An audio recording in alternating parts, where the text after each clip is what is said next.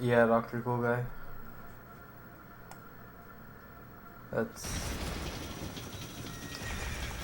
That's how they treat outsiders.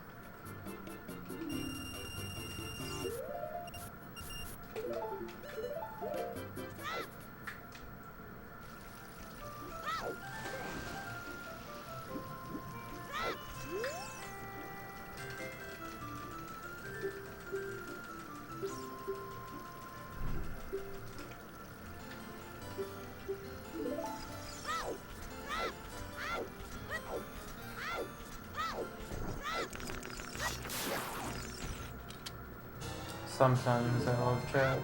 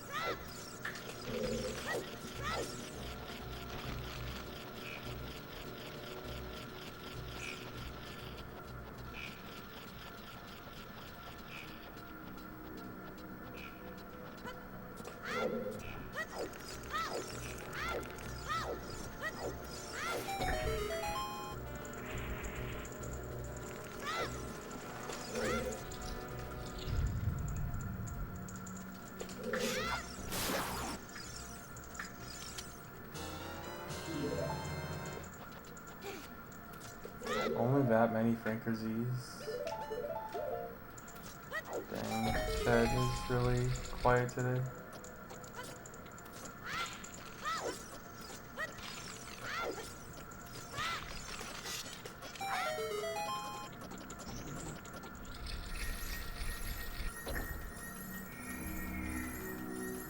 No, I don't want to finish the Deku Tree first because there's a wrong warp you can do at the end of the Deku Tree that doing right now would be really dumb and not really help at all. But by doing it later in the run, I can use it to save a lot of time. Not only that, but I can also complete the Deku Tree a lot faster as adult than as child.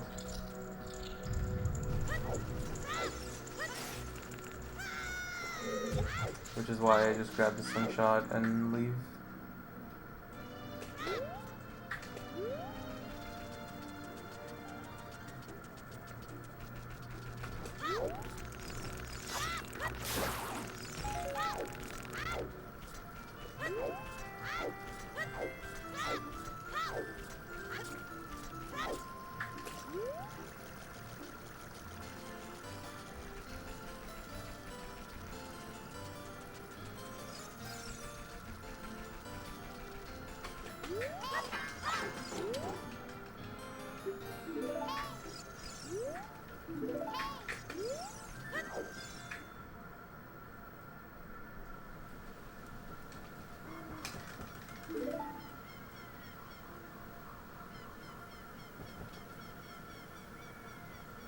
Thanks, Smackov. Oh, Brave Victory. I assume you're somewhat new to Ocarina of Time speedrunning then.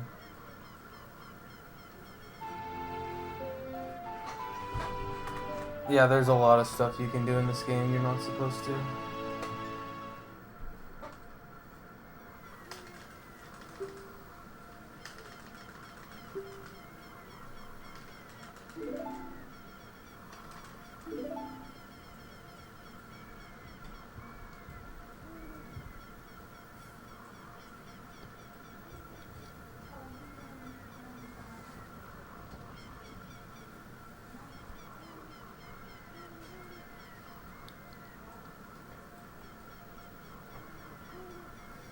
Hopefully I can stop resetting and actually do a run.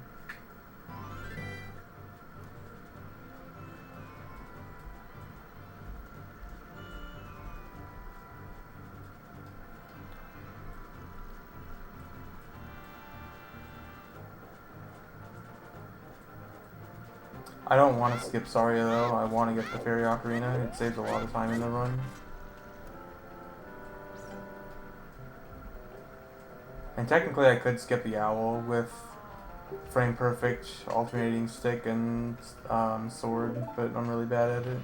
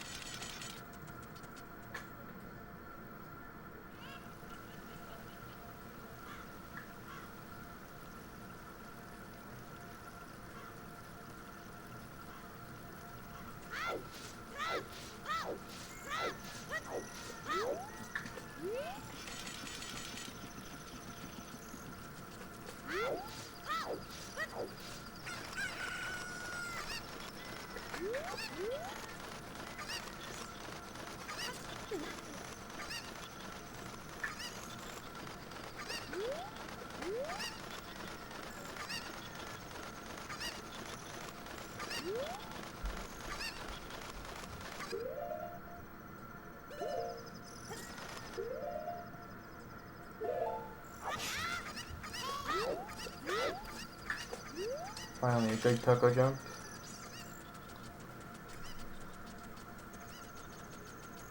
Running backwards is faster than walking forwards. Well, for long distances.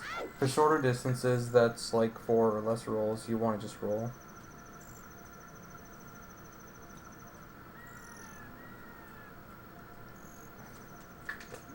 Yeah, so you can use the Coco to jump over that fence and get to Gerudo Fortress as child. You're usually never supposed to do this. And because I do this, there's some weird things that happen. So one important thing is you can also get into Gerudo training grounds as child by jump slashing right there. And there's this bomb chew chest right here. And getting bomb chews really early on is very good because they break everything.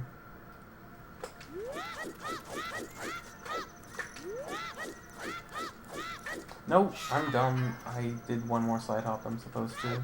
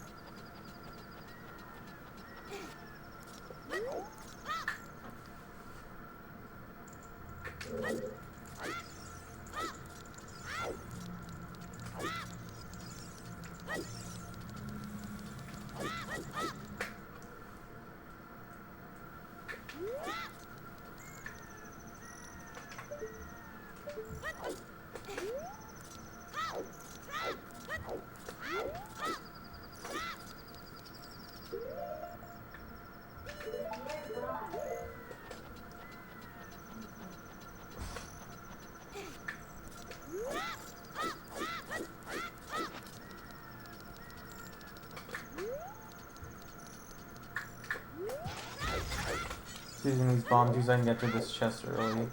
And because you're not supposed to be here as child, this chest is really weird. And for some reason it has an odd mushroom in it.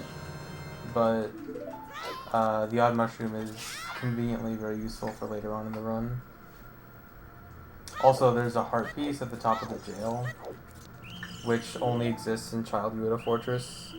And it's basically the 37th heart piece you can get. There's normally supposed to be 36 heart pieces.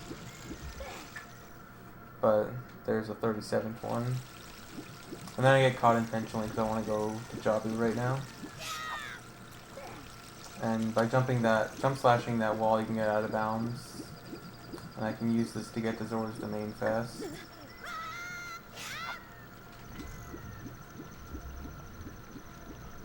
Was that too high? I think that's fine.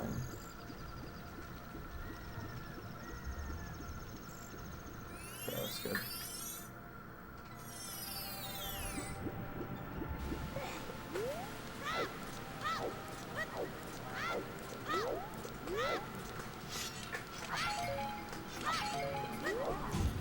Please.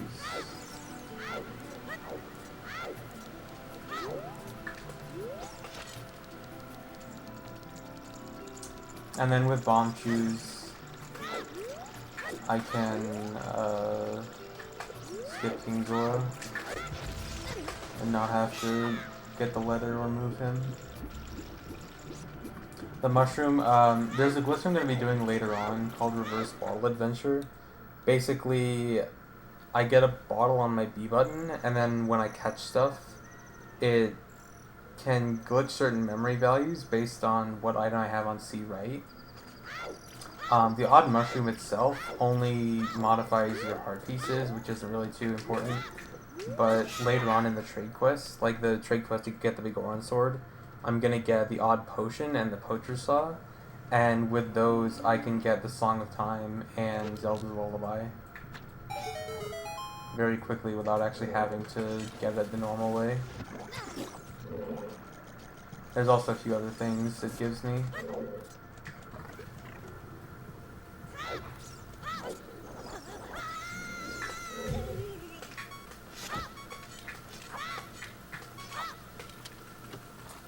A quarter heart, that's great.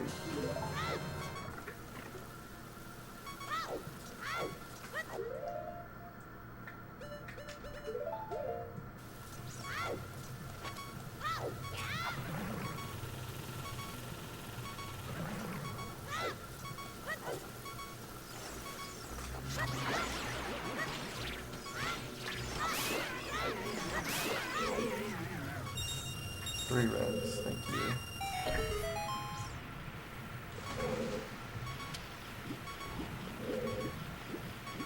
I really hope I get a heart here. I'm tired of going through Jabu with a quarter or half heart. Cool.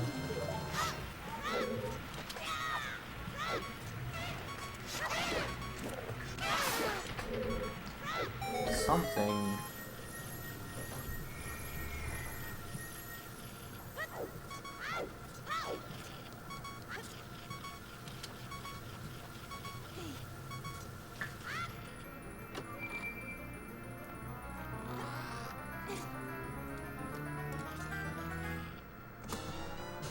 Minus 0.0.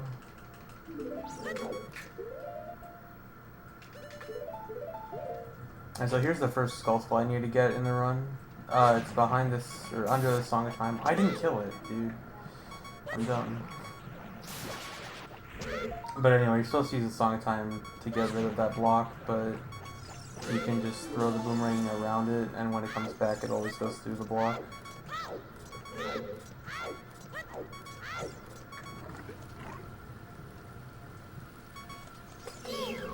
Let me kill this guy, hope for hearts. Something, please.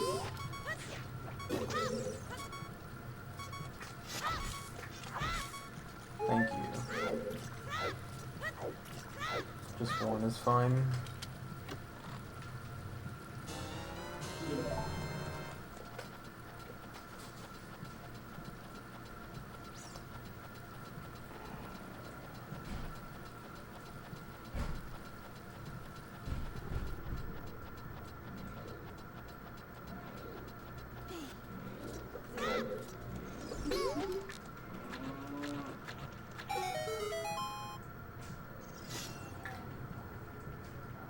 The reason there's a Song of Time block there is just Master Quest likes to throw a lot of Song of Time blocks around. I guess the main reason they like to use it in the first 3 dungeons is the intention was probably to force the player to make multiple trips back to the dungeon later on in the game to actually get 100%, get all the Skulltulas. But obviously there's ways around it.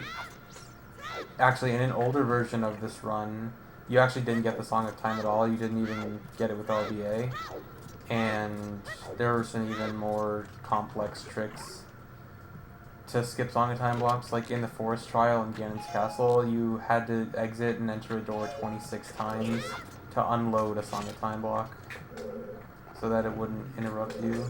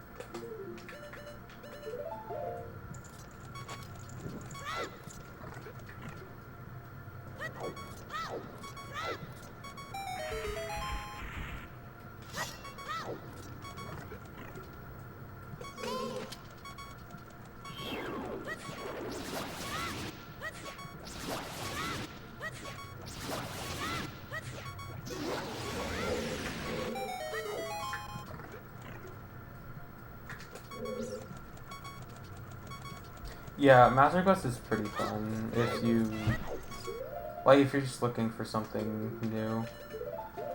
It's definitely got its share of, bad design and dumb stuff, but it's pretty fun overall, I'd say.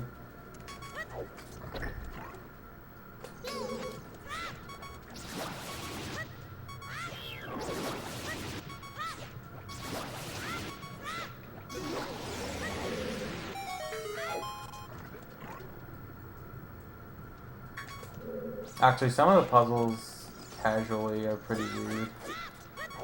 But, in a good way weird. That makes some of the dungeons really interesting.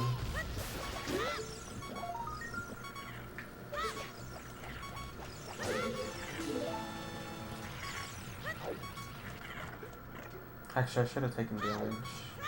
Whatever.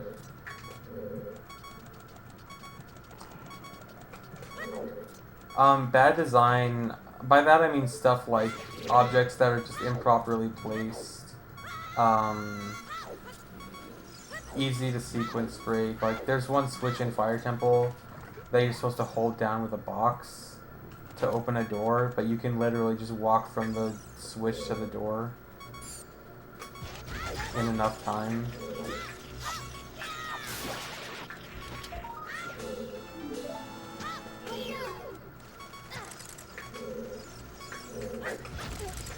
Nice. I just wasted a chew because I got hit in midair anyway.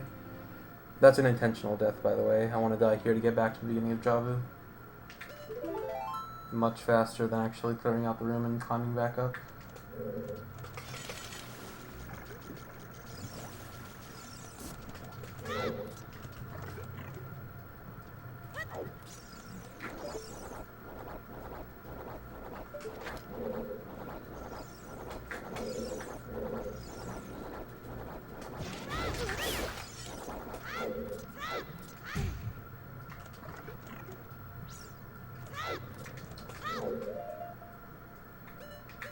I'm playing in Japanese because the text is faster.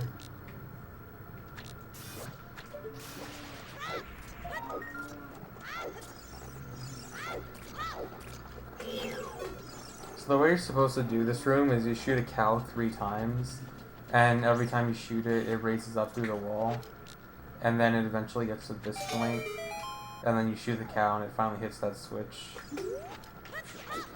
Which actually I think is a really interesting puzzle. But if you know where the switch is, you can just shoot it in the wall. The cows are just... that's just how Master Quest Jabu is. They like to throw cows everywhere. They thought it'd be funny.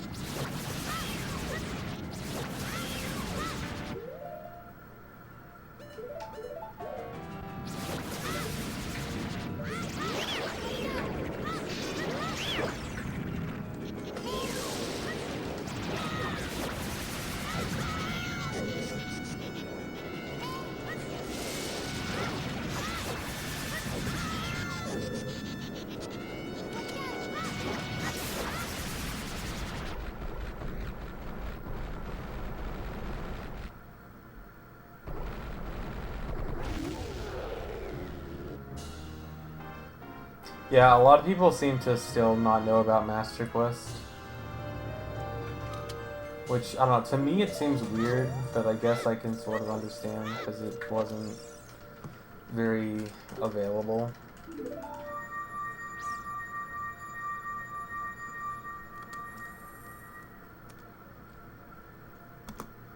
But see, the weird thing for me is that I feel like I've always known about Master Quest. Like, I got it near when it came out.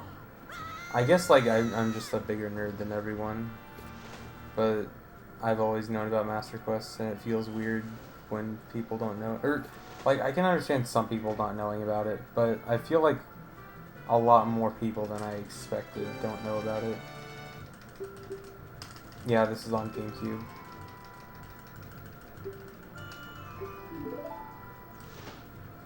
Yeah, the only difference in any percent in Master Quest is the way you do B1 skip is different, and the scrubs go in the order 3-1-2 instead of 2-3-1.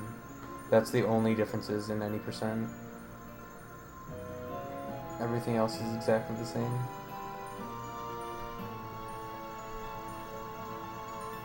Yeah, this game was a pre-order bonus for Wind Waker. I've never done all chests, but I do want to do it at some point.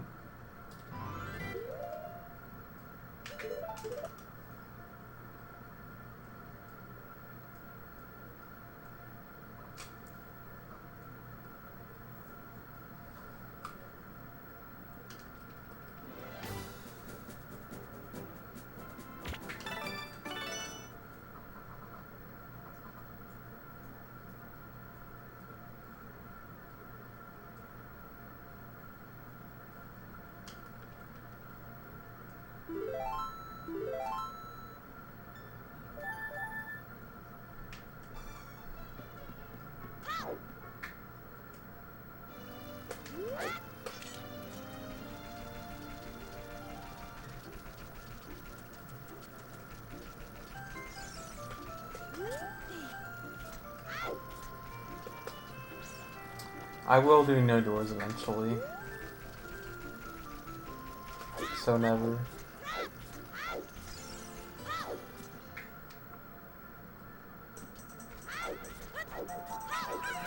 I actually don't know how I got Master Quest because I'm pretty sure I never pre-ordered Wind Waker. So I'm not really sure how I got it in the first place. But I do know that I got it near when it came out though. So I remember playing it back in like probably 2003 or 2004. Maybe they had it on sale in a GameStop as like a used game or something. That's my best guess. Even though they probably weren't supposed to.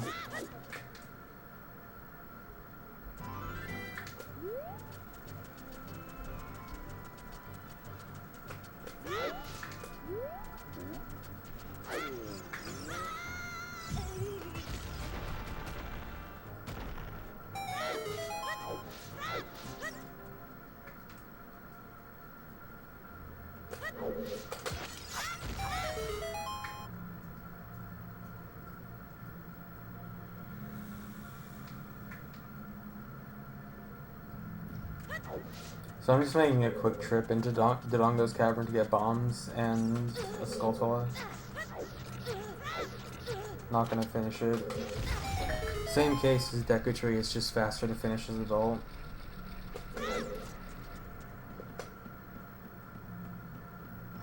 Skyward Sword is a good game. It's not a great game. It was fun. The side quests were terrible though. Like, it definitely had one of the better main quests, but side quests were awful.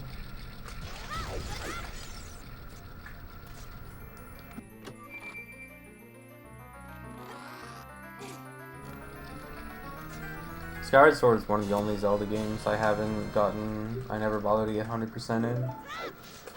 Like, normally I always go for 100%, but I just didn't care. It's also one of the few Zelda games where I don't think 100% speedruns are good either. And you guys probably know that I love 100% usually.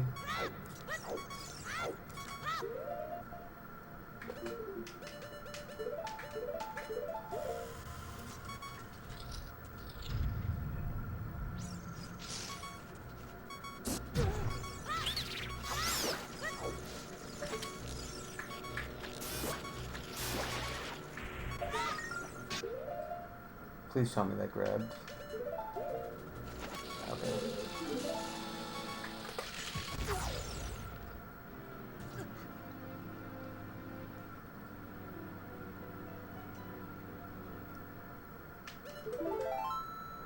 Like, I definitely think Skyward Sword had a lot of problems, but it was still enjoyable. I'd still probably consider it the weakest of the 3D Zeldas, though.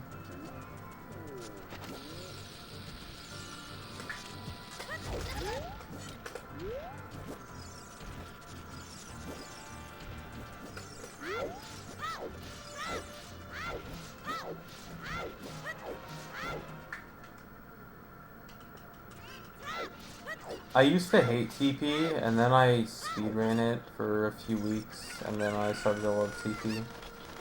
And I realized it's actually a really good game. Except the beginning casually without glitches is really awful.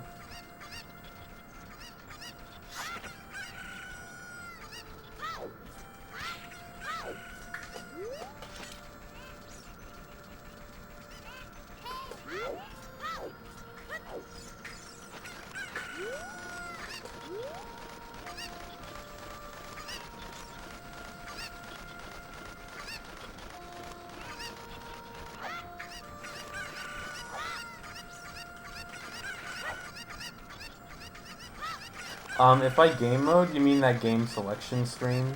That's just when you start up the Master Quest disc, it gives you a game selection screen, whether you want to play the original version of Master Quest. And what I did earlier was a save warp, where I save and reset the game. And that always sets your position back to either the beginning of the dungeon, if you're inside a dungeon, or back at Link's house, if you're a child and in the overworld. Or if you're adult, back at Temple of Time. But since I save and reset, it went back to this game select screen. But I always choose Master Quest on the game select screen. It's not like I'm changing games.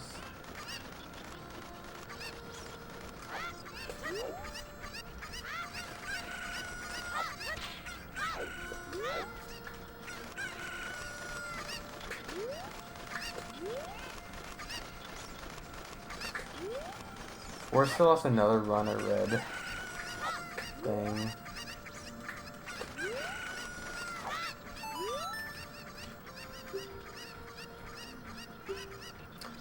Whenever I see stuff like that, I'm always glad that I run a game with the easiest final boss.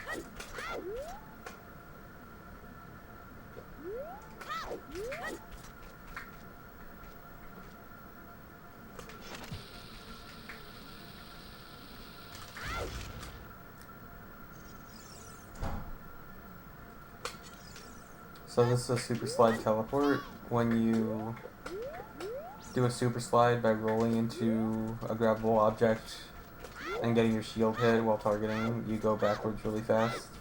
And then when you do it off a piece of grass that you can't pick up, because I don't have Goron Bracelet right now, so I can't pick up grass, it teleports Link back to where the grass is, but it doesn't reset Link's height. So since I went up a slope, I get stuck in the air. And then because I had the infinite sword glitch active, that prevents you from falling. So I was basically just in the air above the grass, and then I could slide hop up to the ledge and get to Shadow Temple. And the reason I want to be in Shadow Temple right now, I'm not actually going to be this child, but I just want to grab the hover boots because in Master Quest, the hover boots are blocked by there's two obstacles in the way of hover boots. One is a Song of Time block, and one is an eye switch. And Song of Time blocks don't actually exist as child, so I don't have to worry about it, and adult would have to worry about it. Second is the eye switch. Your only option for the eye switch is slingshot or bow. And I don't want to use the bow for it because I want to get hover boots before I get the bow. Because hover boots save a lot of time early on, so it's better to get them as child because I have the slingshot anyway.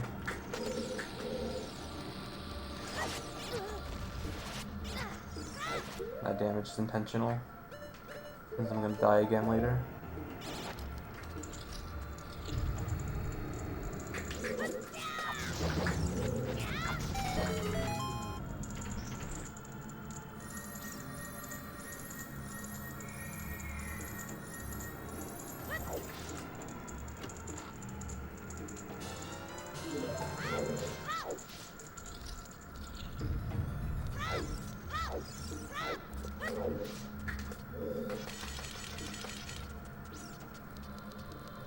Yeah, that puzzle is RNG. It's always one of the three back. It's never one of the first two on the left or right. It's always the back three, but it's not consistent which one it is. So you just push and hope. If you have the Lens of Truth, obviously you can know which one, but I don't have Lens of Truth.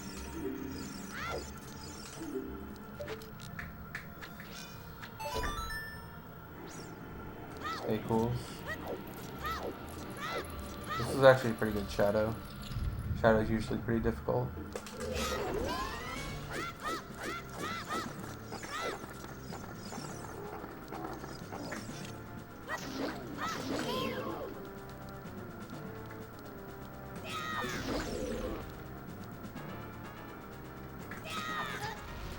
Of course. Actually, I should have taken an extra hit of damage.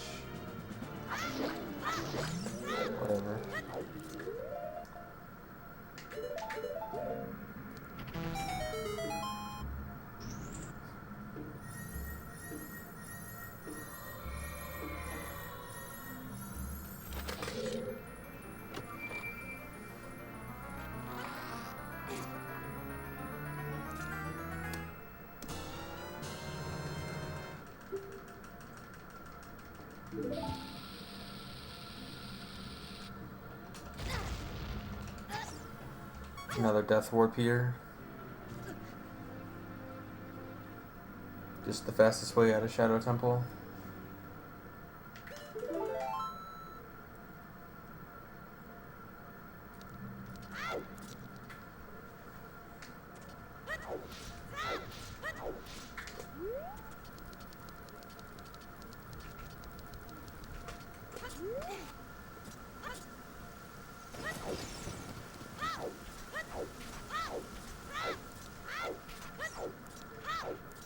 Reading chat. Make some movement dead. Some of the glitches work on the 3DS version, and some don't, and some work a little bit differently, and there's also some new glitches on the 3DS version.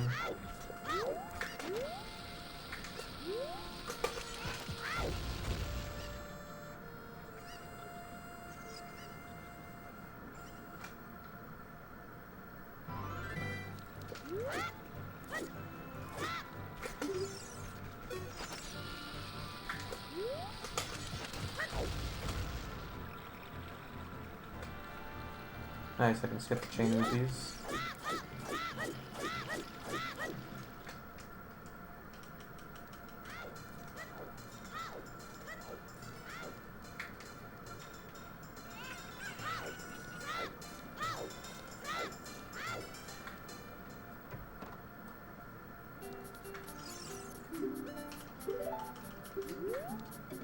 Actually, for a while, the 3DS version actually was faster than the original version.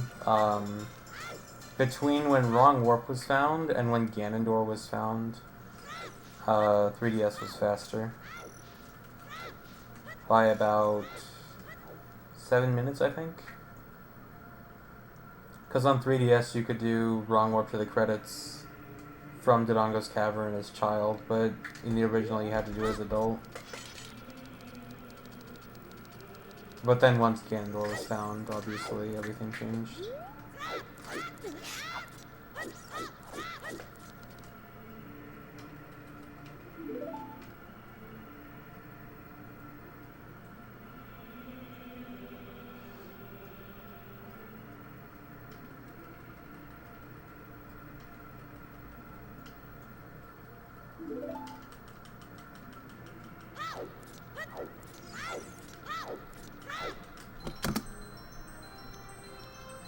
That's actually really good, considering I'm on GameCube, which is like so much slower than GC.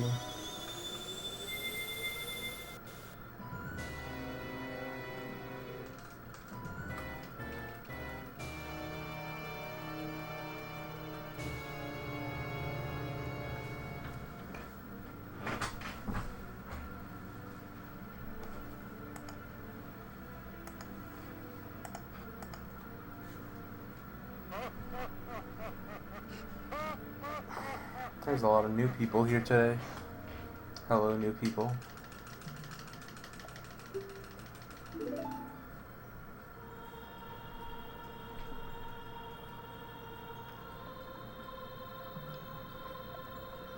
GameCube has the worst pause lag, but in terms of general like gameplay lag, there's not very much, except for the tower collapse.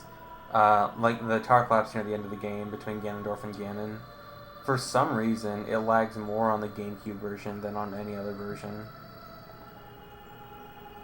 which is weird.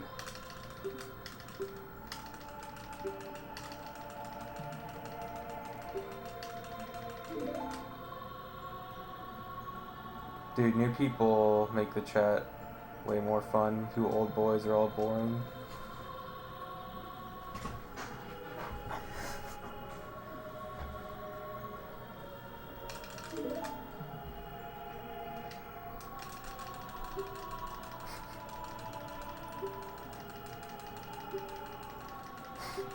The Gemeralds. What I did was I went out of bounds and then I jump slashed into the door back in bounds. And then I skipped the door time. It's called door time skip.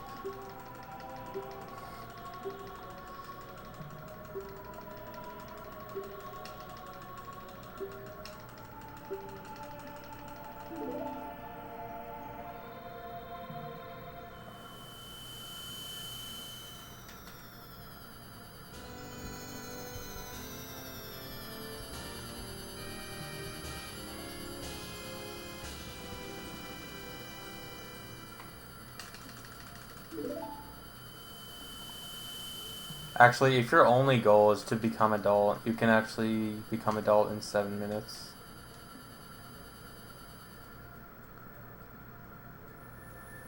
And all you need is a decky stick.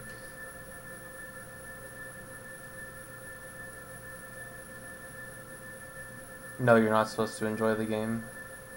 You're supposed to get world records. That's what video games were made for.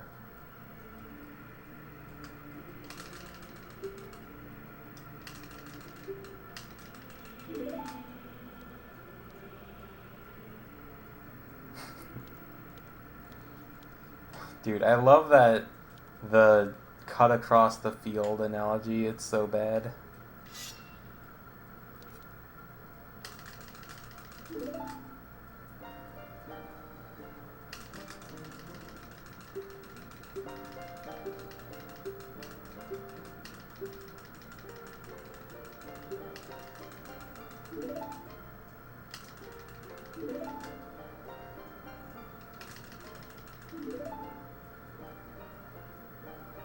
Oh yeah, that's right. You can, in the OOT demo and Brawl, you can, the amount of time you have is enough time to actually get the Master Sword.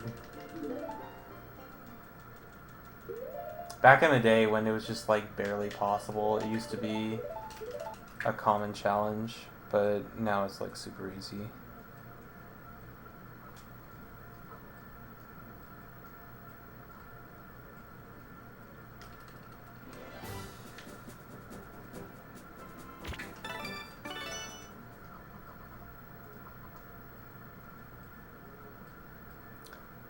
Basically evergreen gamer, yeah.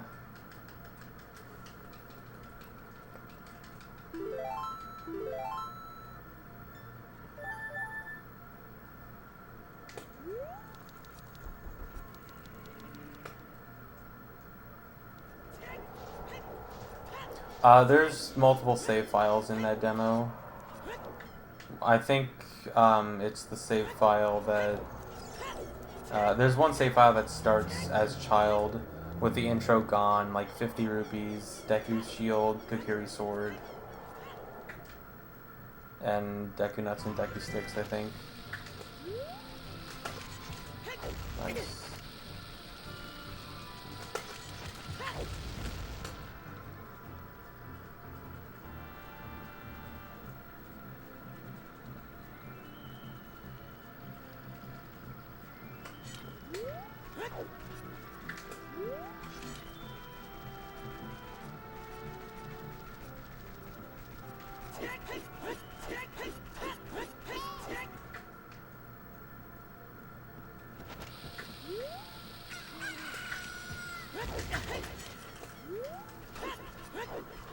Well, the demo is literally just the exact game on VC with a time limit.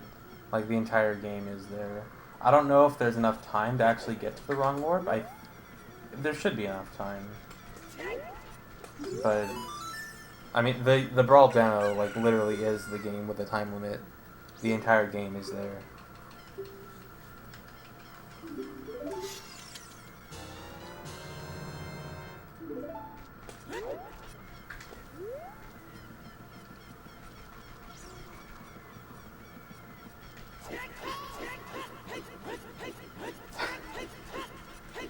Yeah, I can't use a webcam because no shirt. Twitch is gonna ban me.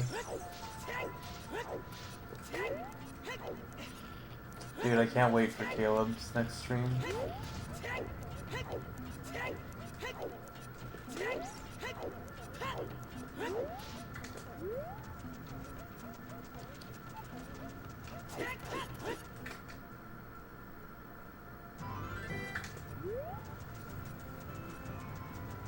Oh yeah, the demo doesn't start with a bottle.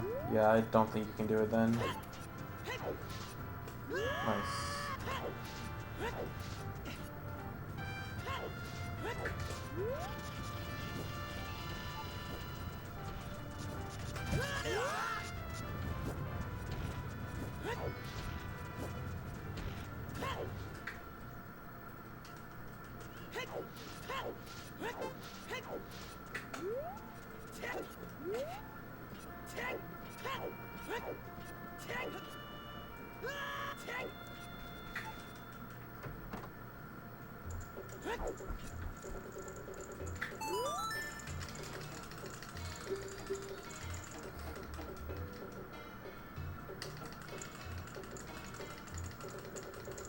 Well, the demo timer is 5 minutes, but it also starts with a file that's already after the intro and has the sword and shield. So I was thinking that, oh, you can just exit the house, go straight to Decatry, beat Decatry, do wrong warp. And you should be able to do that in under 5 minutes, but then I forgot that the demo doesn't have the bottle.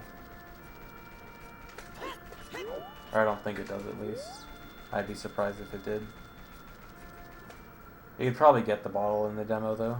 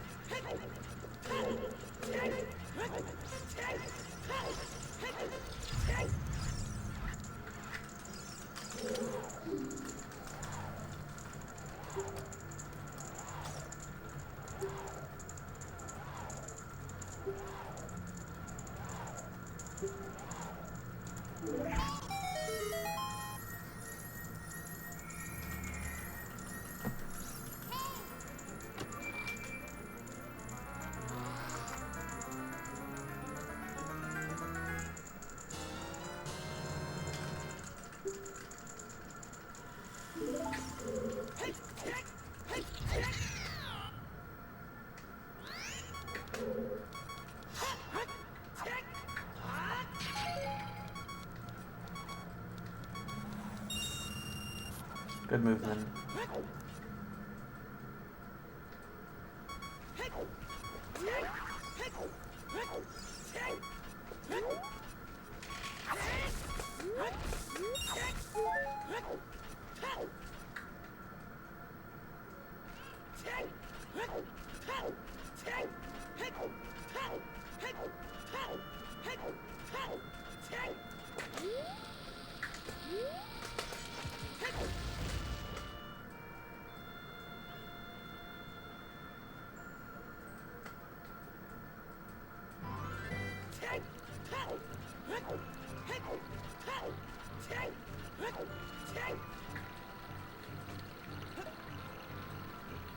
So here's where I do RBA,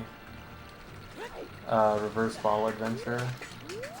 I get a bottle over my B button like this, and when I just caught the bugs there, that just gave me 29 bomb shoes because I have Poe on C right, and Poe links to your bomb shoe count, and bug is 29. And then when I empty the bugs here, it gives me an empty bottle in my third bottle slot, and then when I catch bugs here with Odd Potion on C right, that gives me Song of Time and all 3 spiritual stones. That was really bad.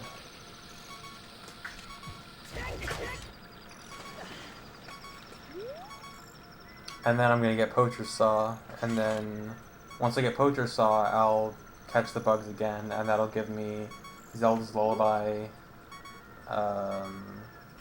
Nocturne of Shadow, Prelude of Light, and Serenade of Water.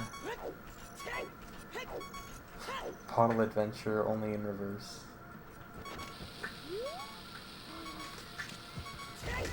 If the name Bottle Adventure is confusing, don't worry. It's the reason it's called that is because the guy who found it was not very good at English. That is the real reason.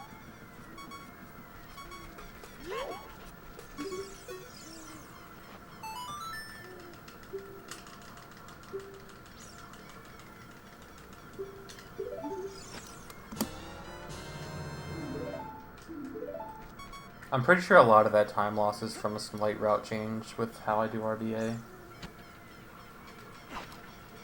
So now I have Zelda's Lullaby, which is really the important thing.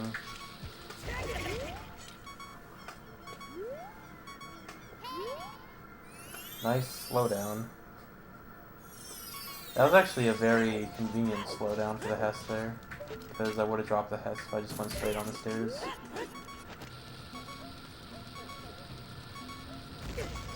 Oh my god, dude. I'm gonna die.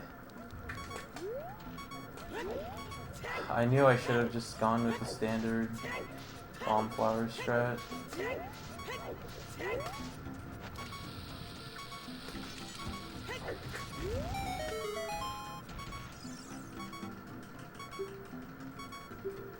Actually, I don't know how much health I have. I don't know if I have half a heart or 5/8. That is a problem. I think I should get a heart from the pot.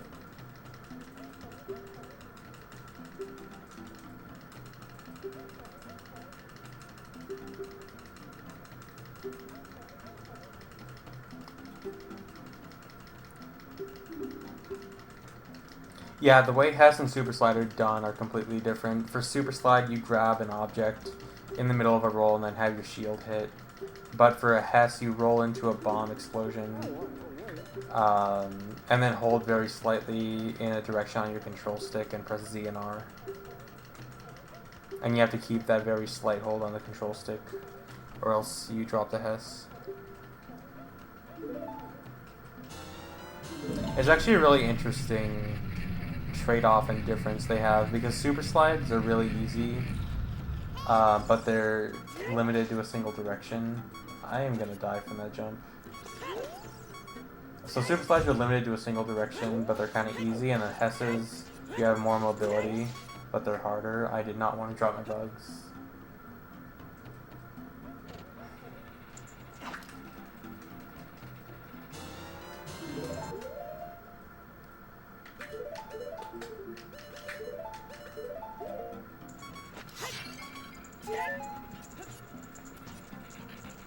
Okay, I'm pretty sure I have half a heart, which is dumb because that means I did just waste my time.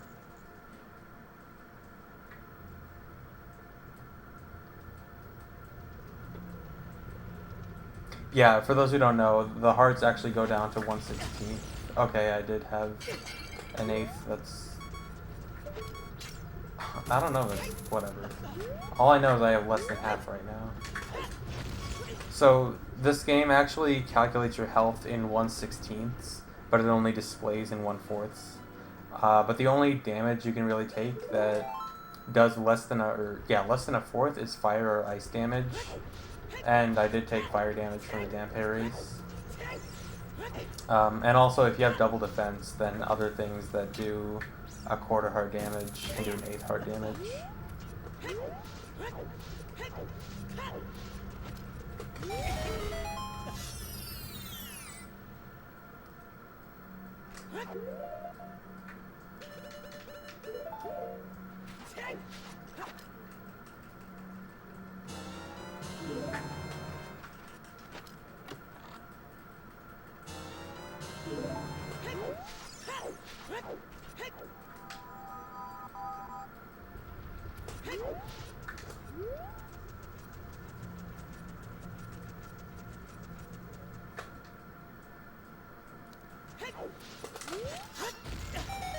Yeah, there's times where it can display you have half a heart, but you actually have 5/8, and because a bomb does half, you'll be left with 1/8, which will display as 1/4 and not actually kill you.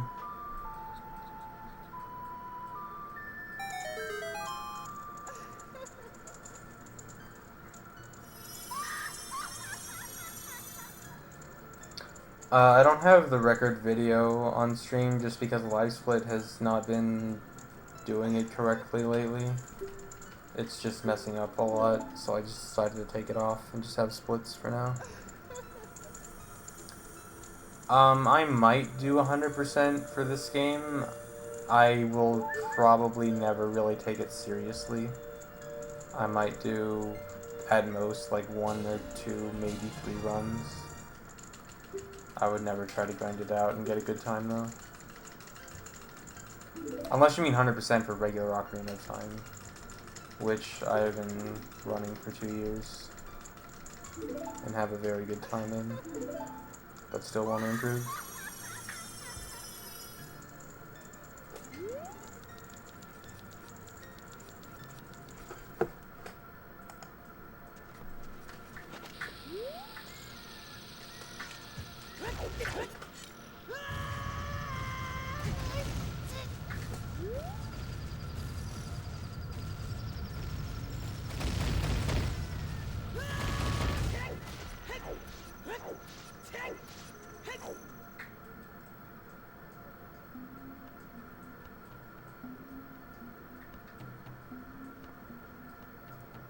Yeah, ZSR has the leaderboard for... Well, do you mean 100% OOT or 100% Master Quest?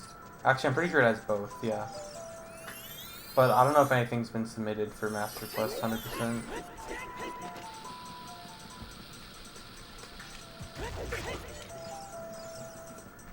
I know one guy, Foot Big Mike, did a Master Quest 100% run years ago, and it was like a 7.5 hour run or something.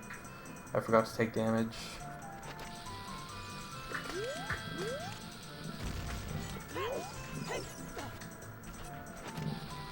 Plans for after AGDQ is likely either back to all dungeons or silly categories.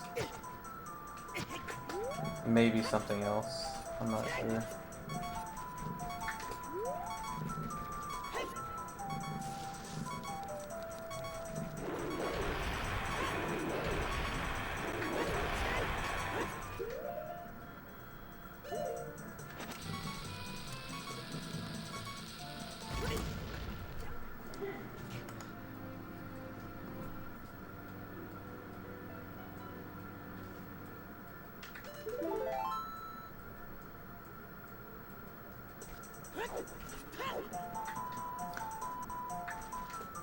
The games done at AGDQ are all based on what's submitted. So, I'm not sure if Hotline Miami was submitted or not, but if no one submitted it, then they can't really have a run of it. It's not done by request, it's done by what people have to offer.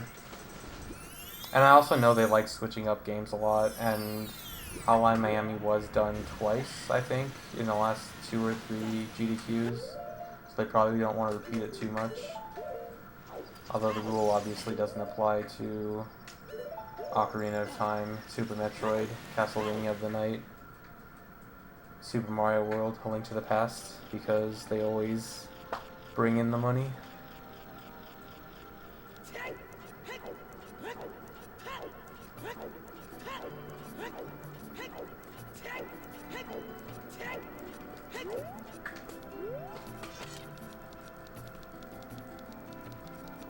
No, this is not my GDQ run. This is just a fun run I wanted to do. The run I'll be doing at AGDQ this year will be 100% of regular Ocarina of Time.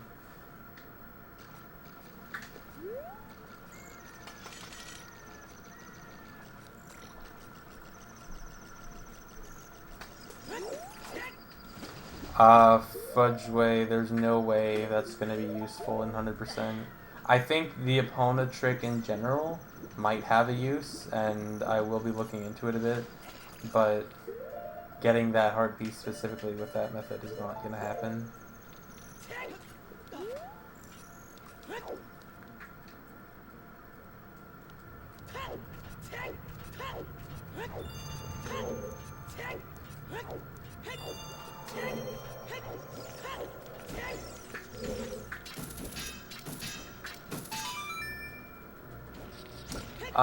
I might run MM again at some point, but not in the near future.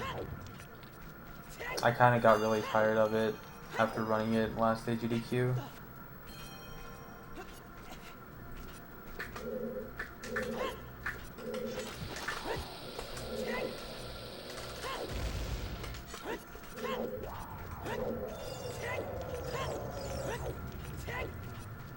Most interesting to watch speedrun?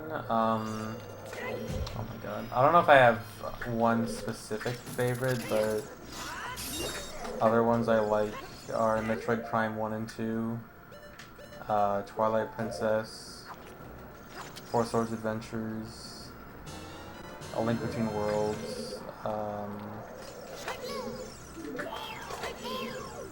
Mario and Luigi Superstar Saga. Probably some others I'm not thinking of right now. Nope. I have to land on a specific place on this platform, or else the game soft locks. Because the way I was just before, when I had to side hop off, I actually wasn't on the platform, I was in the air. And if I press blue fire in the air, it doesn't activate, and because I can't, it doesn't activate and prevents your aerial movement. And because I couldn't move anyway, because I was just stuck in the air, it's a soft lock. So that's why I had to be careful there.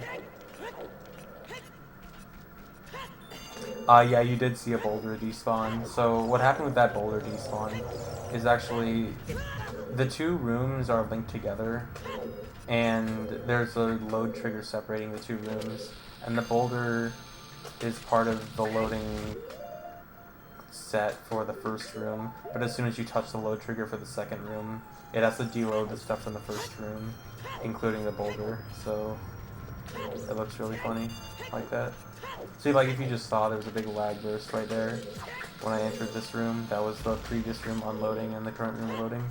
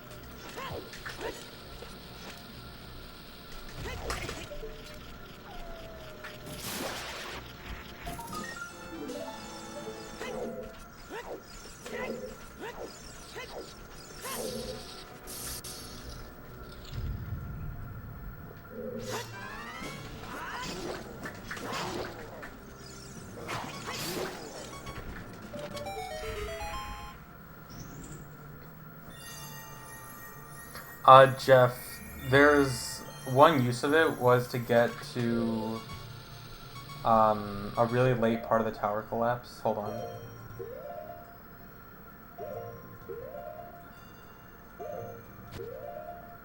And you can like do a new wrong warp to the very last room of the tower collapse, which is significantly faster than either of the other ways to wrong warp to the tower collapse.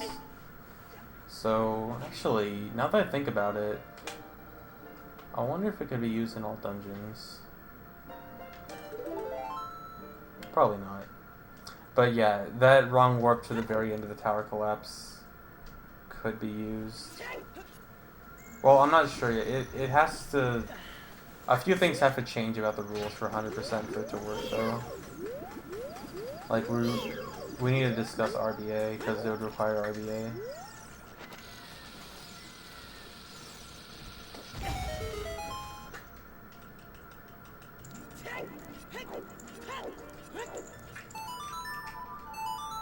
Well, HXGH, I think that anyone that really is interested and puts a lot of time into a certain speedrun can get close to or beat the record.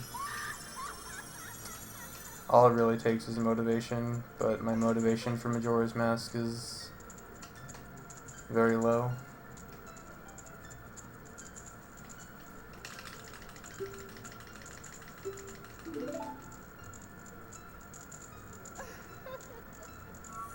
The community decides the rules for the categories. There's no single ruler of all the Zelda category rules.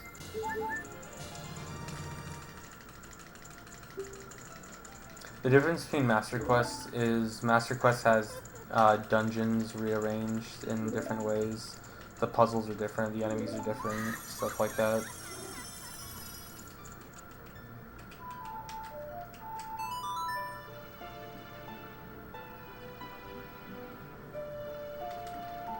Some of the differences will be pretty obvious in Water Temple coming up.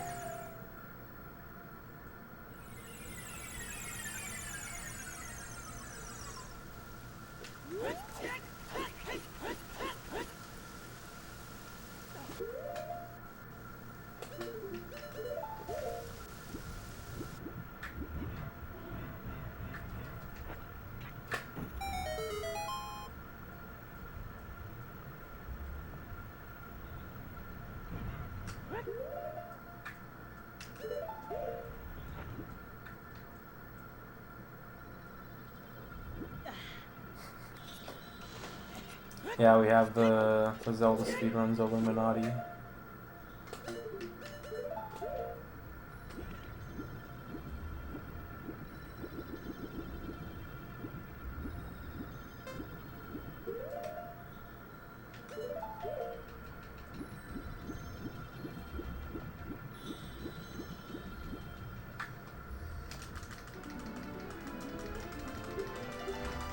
Favorite Master Quest dungeon, either Water Temple or Fire Temple.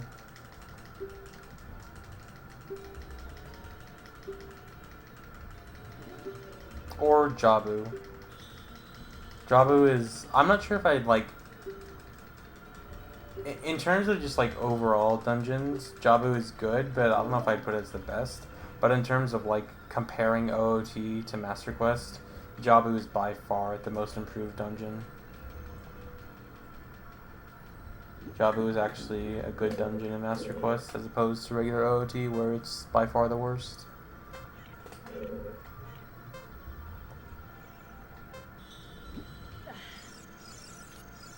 Water Temple is a very good dungeon in both OOT and Master Quest.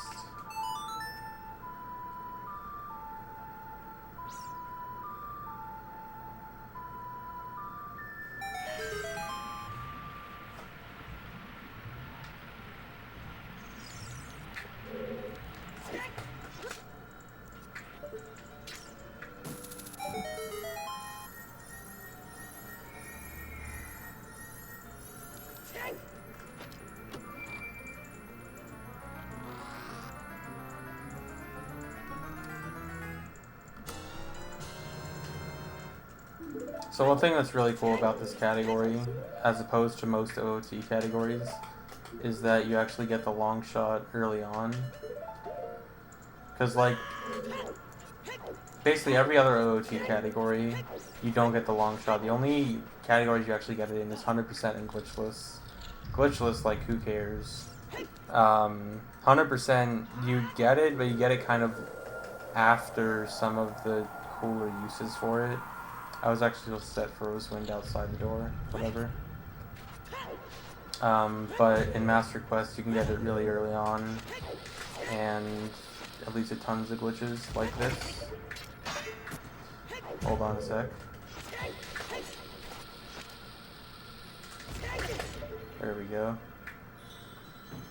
So you can do a weird shot, roll into a bomb, hold down, and then pull out hookshot, and you do these glitchy animations, which you can use to hookshot under the ground, and then hookshot past stuff.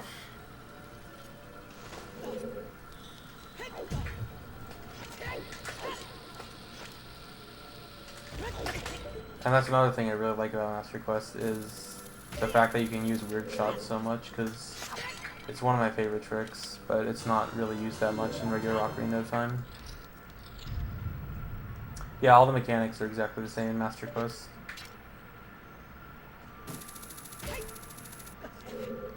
Well, they're exactly the same as the 1.2 version of Ocarina of Time. So any 1.0 and 1.1 exclusive glitches don't work in Master Quest, but for the most part, they're not really important in Master Quest anyway.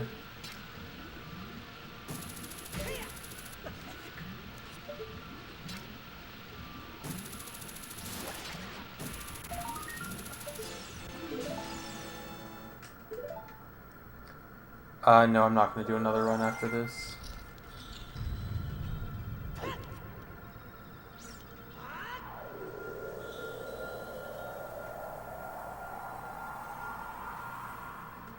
Oh yeah, I forgot to mention, yeah, what Lord Bowler said. I literally just walked right past the boss 2 chests, and I did that on purpose. Because it's actually, like, it really is slower to get the boss key, even though it's right in front of your face.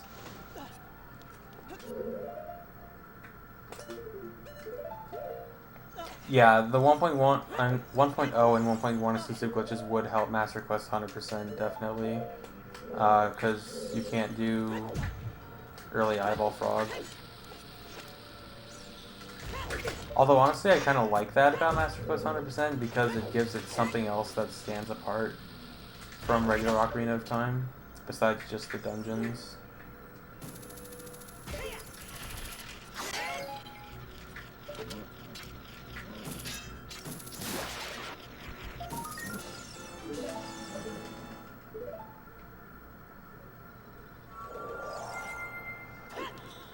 The only MQ exclusive glitches are glitches in dungeons that can only be done because of certain stuff that are in the dungeons. Like, a lot of these weird shots can only be done in Master Quest, but that's because in regular Ocarina of Time, there's just nothing to hookshot. But as for, like, general mechanics, no. I can't aim.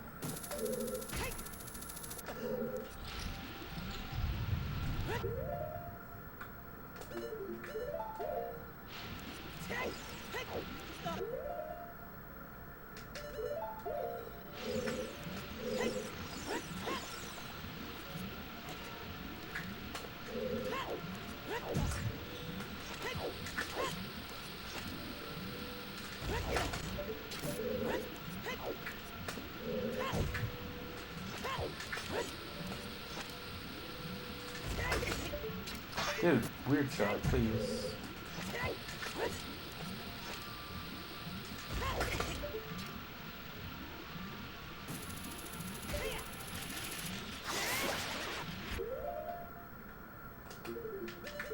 That weird shot in particular just barely works because there's just this really small area you can hookshot the front of the box, and if you could only hookshot the side of the box, you wouldn't be able to make it because you just fall straight out of bounds.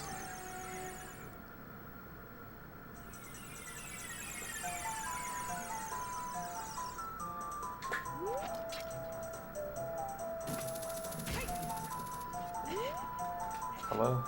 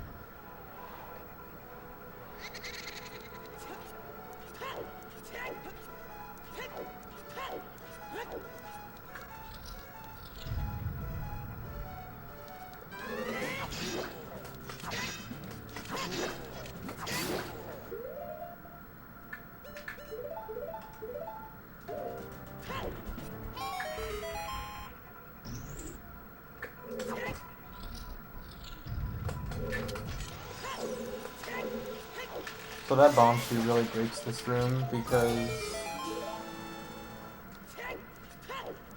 it hit a switch way at the top of the room, which basically allows me to skip the entire puzzle of the room. And that bomb can hit the switch right as the room unloads and save a bit of time from the cutscene.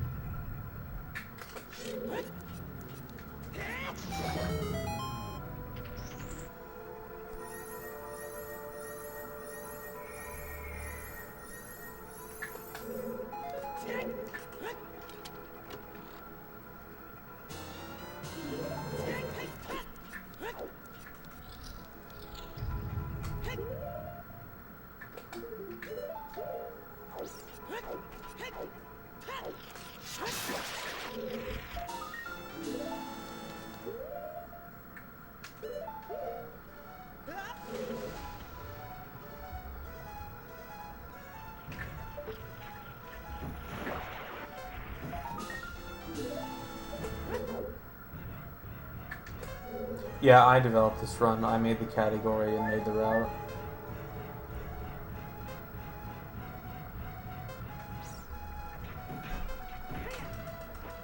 And you're only not supposed to open chests underwater, but for some reason if you hookshot them, you can open them.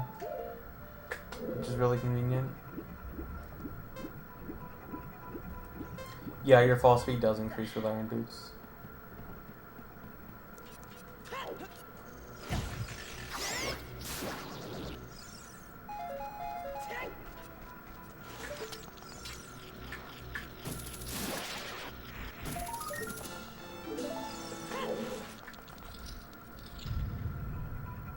I do have the record, but I don't really like saying world record for this because it's just a for fun category.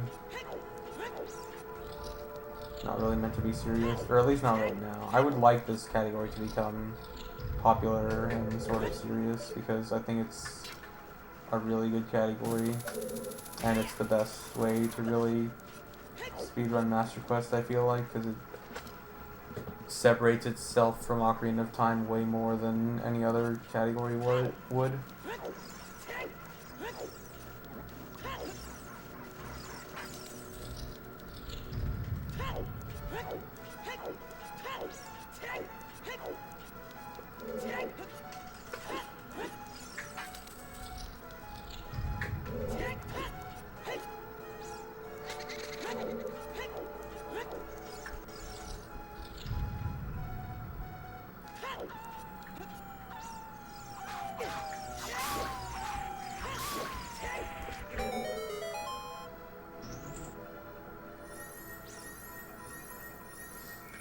Torment, because there's a few reasons. First of all, they have to accept the run to be run at AGDQ, and they probably don't want to accept a run that a lot of people would be unfamiliar with and is long. And, like, basically it's a risky run to do at AGDQ, even though it is Ocarina of Time. And yeah, the fact that it's an arbitrary category as well. I would like, hopefully, maybe someday to get in. Not right now, though. Nope.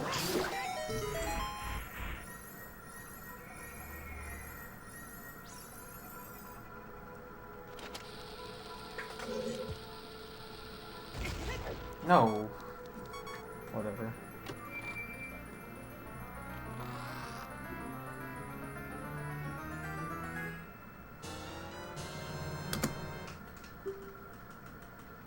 Good late split.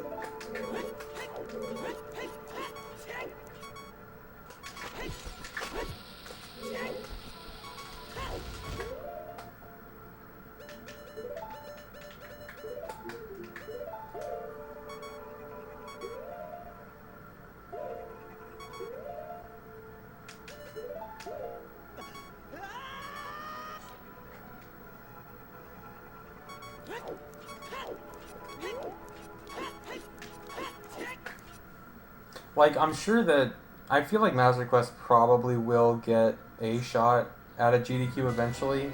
It's just that, see, the thing is, the shorter Master Quest categories show less of the differences, and they're much more similar to regular Ocarina of Time. And then when you get to the longer ones like this or 100%, then you're getting into territory where it's like almost too long for the marathon. Like, the run needs to be, the longer a run gets, the less likely it will be in the marathon, and the more likely it will be highly scrutinized for like how good of a marathon run it will be.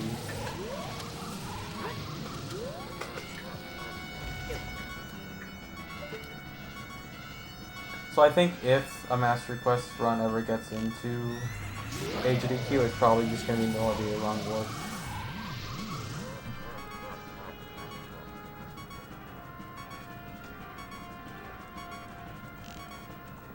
Although this category could potentially do it, I guess. No.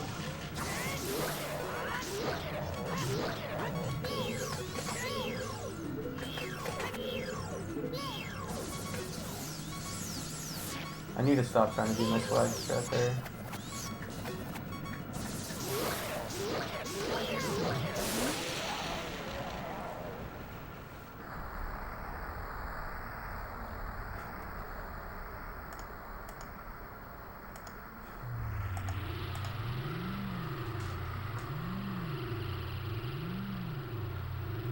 Well, Frothaboa, that's not really true. The final schedule says it's just a race between Majin, Phil, and Viva, and a glitch demonstration afterwards. It's not Kita's glitch demo run or whatever it was supposed to be. Master Quest any percent, the only two differences would be the way you do B1 skip and the scrubs go in the order 3-1-2. That's the only differences.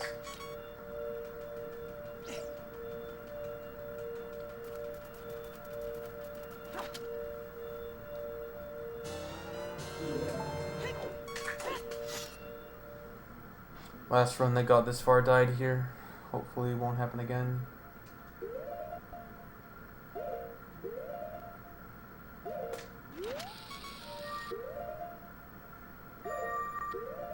Alright. Didn't happen again.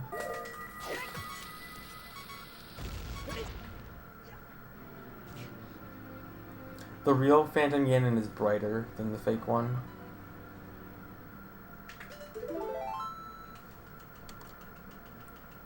And that's it for Forest Temple. The reason I did like part of Water Temple earlier, then did Forest, and then came back to Water is I need to get fire arrows after Water Temple. I need the bow for that. But I also want to have the long shot for Water Temple, so it's faster to do half of Water and then Forest Temple and then back to Water.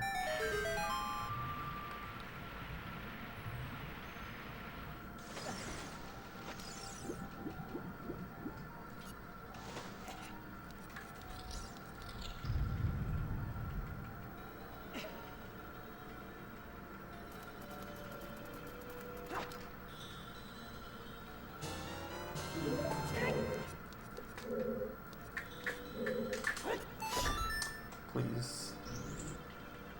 Yeah, you can also hear the real Phantom Ganon. So what I'm trying to do here is do Ocarina items on the Switch. And then it keeps the door open. Oh my god.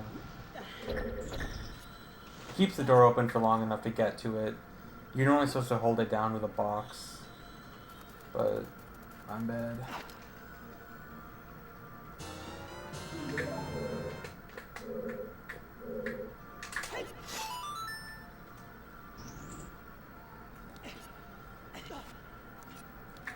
There we go.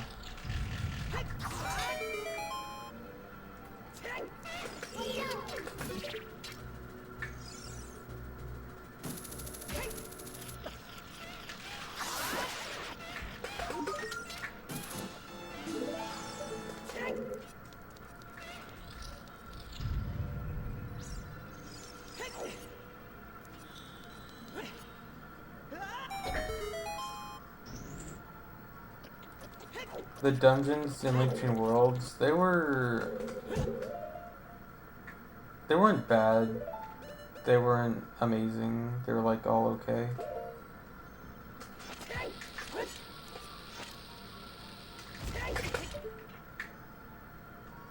Some of them were pretty cool. I liked House of Darkness and Ice Ruins a lot.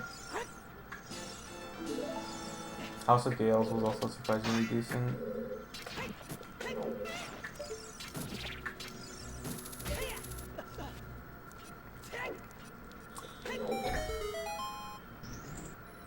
I just have no interest in any percent. Like, I have no doubt that I could be decent at it, but I just have no interest in running it because it's not fun.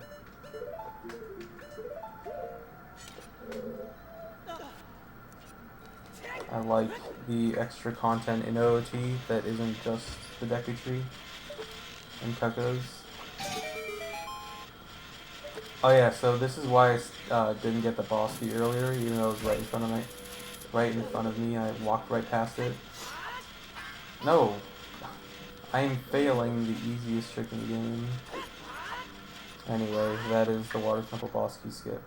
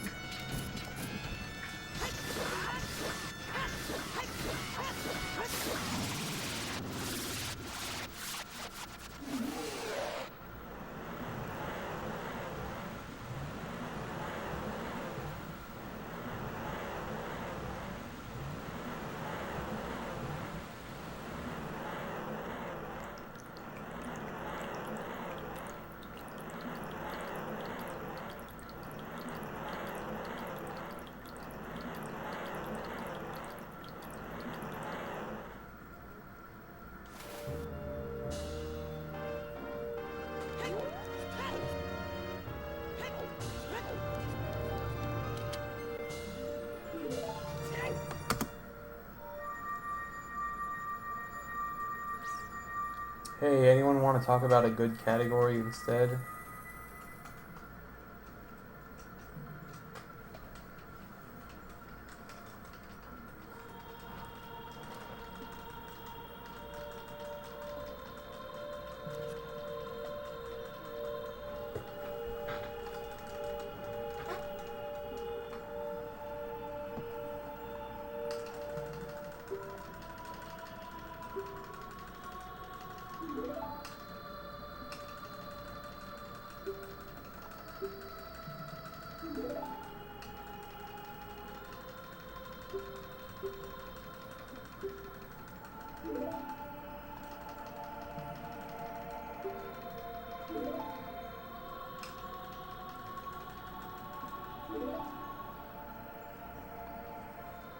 My favorite games: this game, or Majora's Mask, Metroid Prime, and then a bunch of other games, but those are the real good ones.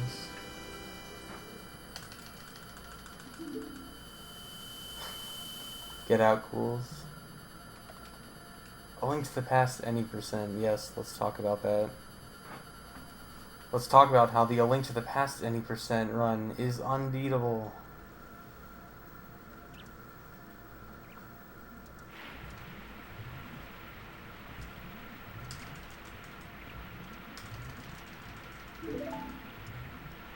That split was just kind of sloppy with one trick to get to hold a switch down.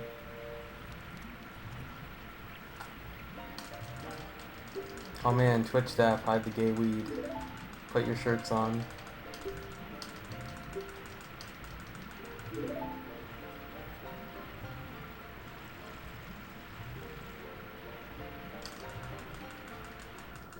Did Marco finally get the record? He finally didn't fail Void Warp?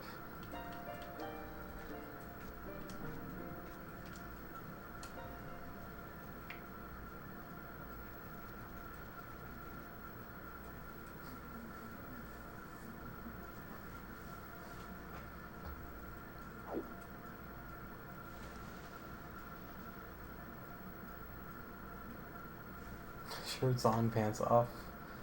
I'm sure that's exactly what the Twitch staff want.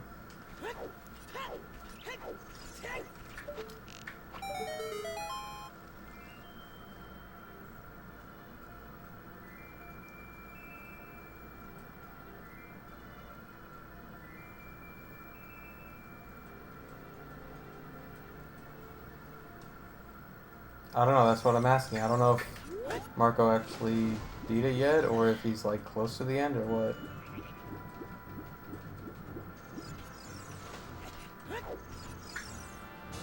Pass trials before Ganondorf, okay.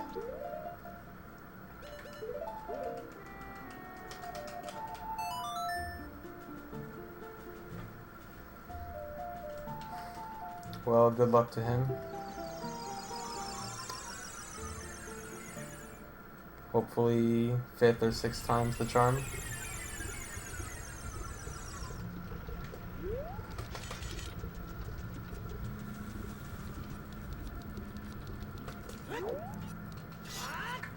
Please.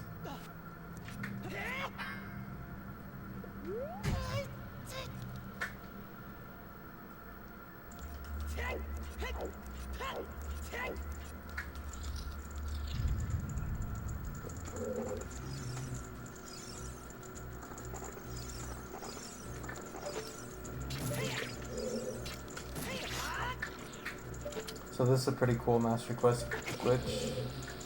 You get out of bounds in the room where you... Oh my god, don't fall. I said don't fall, dude. So you get out of bounds in that room and you're actually in the room where you talk to Darunia. But you're like inside the platforms. And then from there you can super slide to the other side of this room.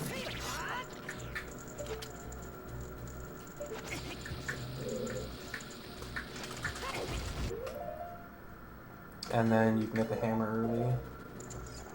Alright, there we go. So this is where you get the hammer. Don't pause here, what am I doing?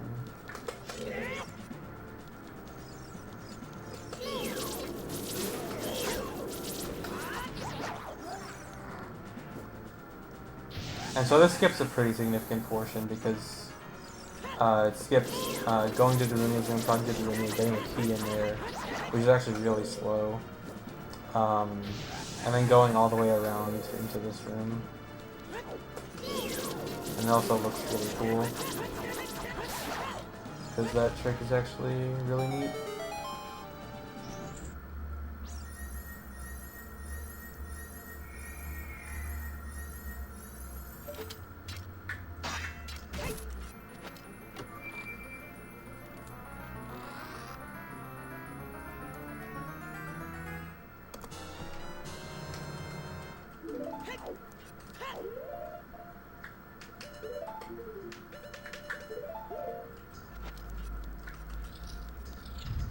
Fire Temporal overall is pretty interesting in Master Quest. It's got some neat tricks and very bad design.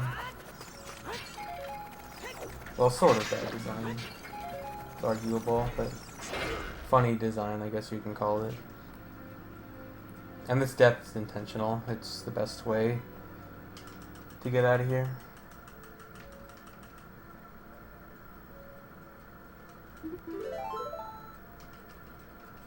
I need to save and then restart so that the title screen is my last cutscene because I'm going to be doing a wrong warp when I finish this dungeon. Wow. And if my last cutscene watched is the Blur of Fire cutscene, which I played before entering the dungeon, the wrong warp would soft lock, which is why I need to die there.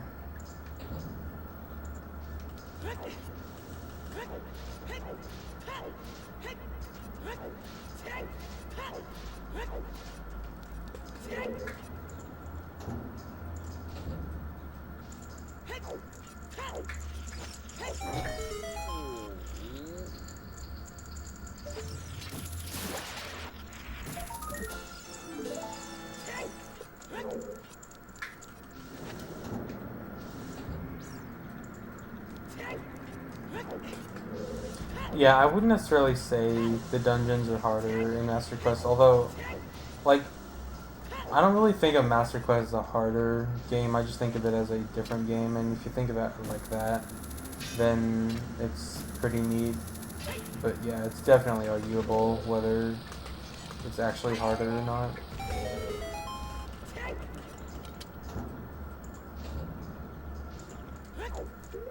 Don't, dude, did Marco really?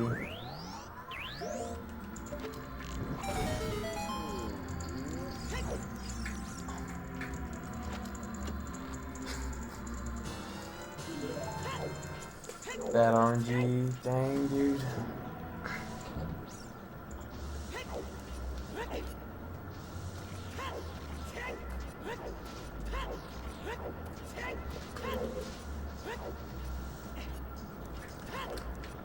No, if it got bad RNG, that's not a choke. That is just the rocks during the Void Warp can choose to just not let you do it.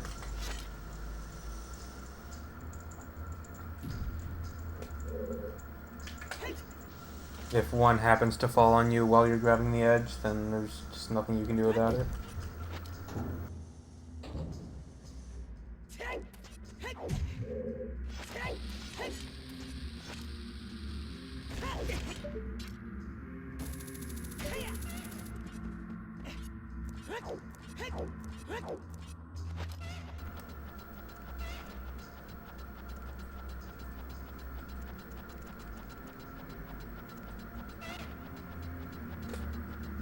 No, I don't really have any interest in running MST.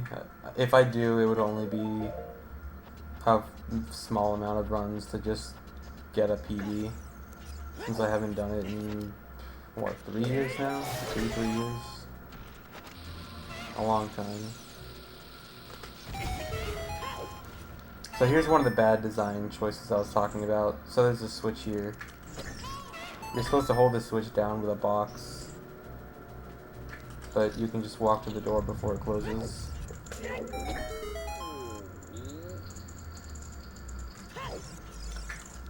Theoretically, it should be possible for a rock to hit you and cause the Void Warp to happen, but it would need to be in a very specific angle.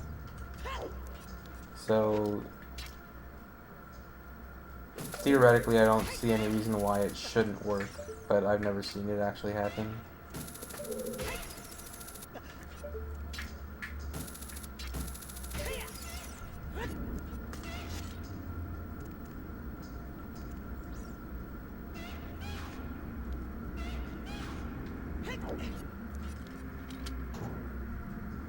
There is a video of it? Okay. Oh, in 3D. I assume that would work the same in regular OG thing. Dude, the torch slug.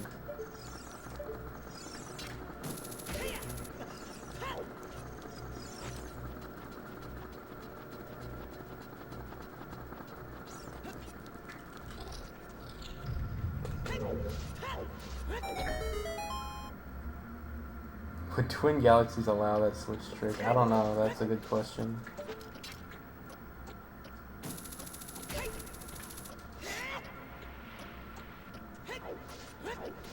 I guess it's not really bad design, but some things are just kind of funny. The way they're done in this, and like how easy it is to sequence breaks and stuff.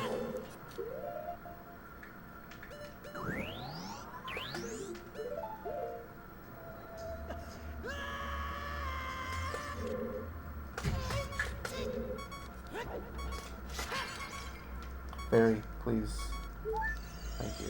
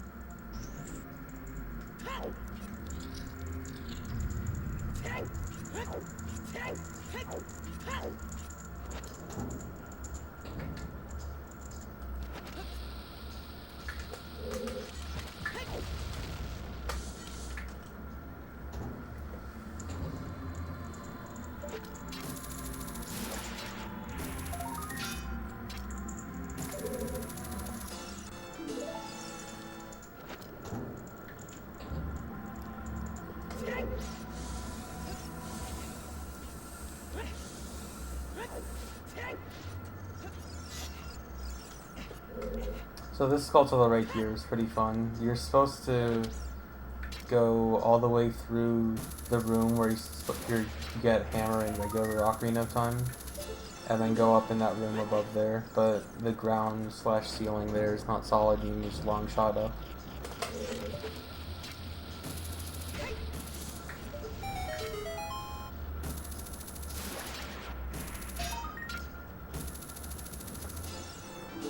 And that's all the Skulltulas in Fire Temple.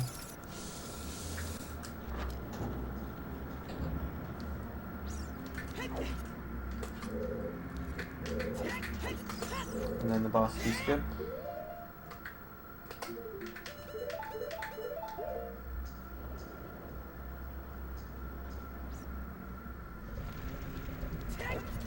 Kakiri Tunic.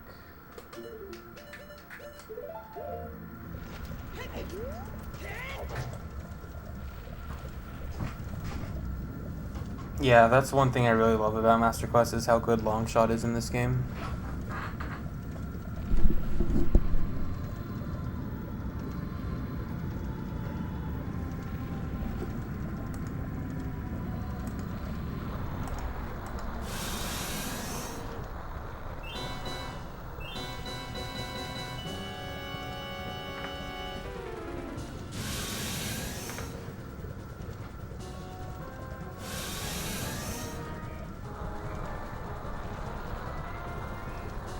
How are those kinds of skips found? That skip in particular, there was a ledge clip. Like, the way to clip out of bounds using the ledge was found on accident. And then once people figured out how to do it, people figured it out in, like, other places it could be useful.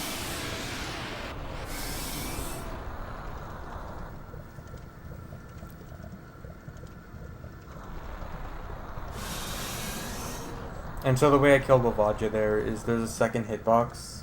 There's one hitbox for the flying one and one hitbox for the one that pops out of the holes. And the hitbox for the flying one goes under the last hole it flew into, which is the one right in front of you when the fight starts.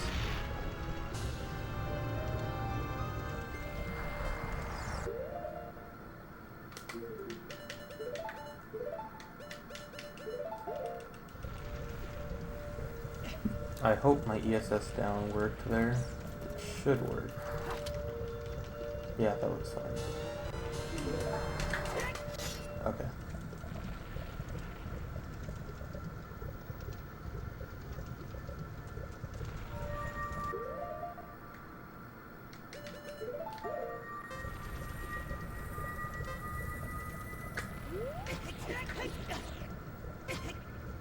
Now I just need to wait to die. How many boss skips are there in Fire? Let me see. 1, 2, 3, 4, 5, 6. Probably more that I'm not thinking of.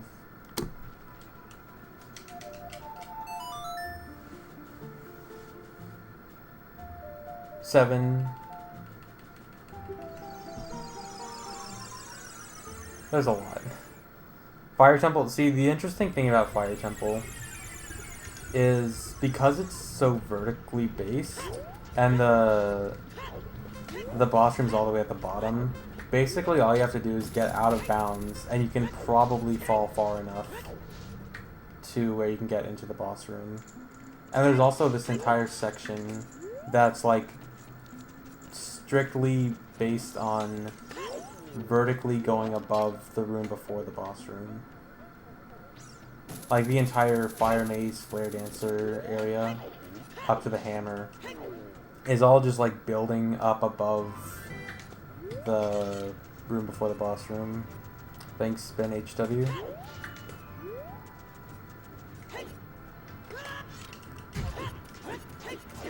This is not an actual category on ZSR. I would like to make it one though.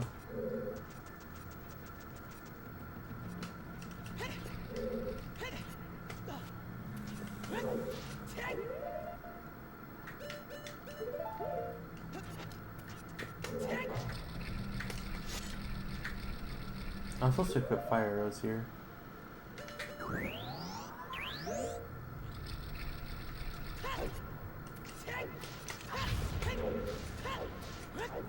Also right there where I broke the rocks with my sword, that's just storing power crouch stab with the hammer attack. It's a really cool use of power crouch stab. I am a ZSR admin, like I could add it if I want, but I'm not gonna add it just because I feel like it. I wanna have input from other people and try to make sure it's accepted. Like, contrary to popular belief, there aren't like 2 or 3 people that decide all of the rules for Zelda speedruns. It's actually community based.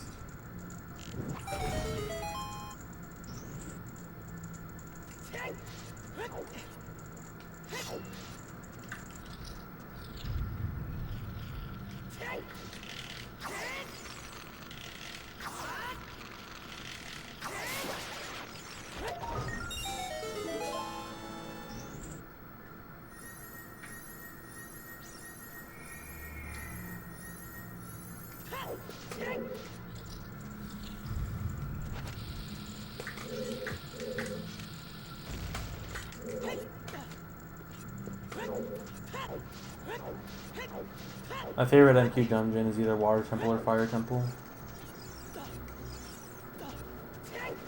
I forgot my strat in that room. You can actually clip up onto the box. You only have to climb up once.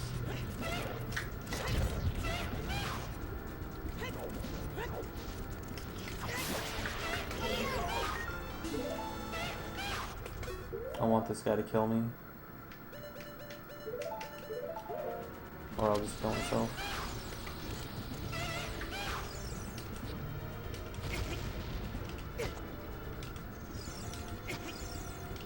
I don't even know if this is faster at this point. Maybe I should have just save warped. Dude, that Lizalfos looks so freaky in that dark death screen.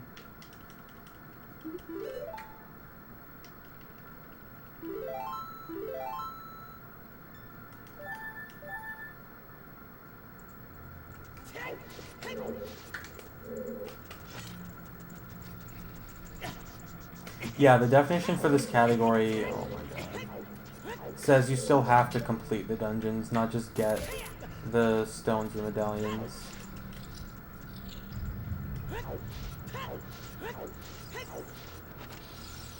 So just like all dungeons in regular Ocarina of Time, you can't just RBA the medallions and say you're done. You have to actually complete the dungeons.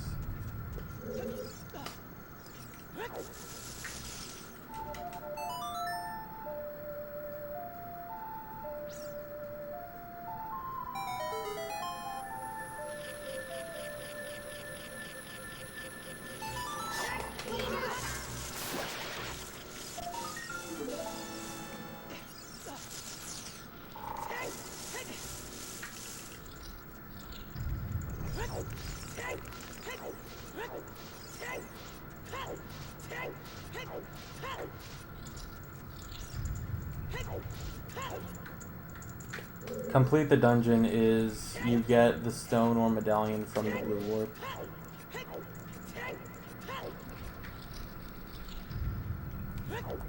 That's Skulltula. So the thing about weird shotting that Skulltula is in an older route, we actually had to weird shot that Skulltula when we didn't have Song of Time.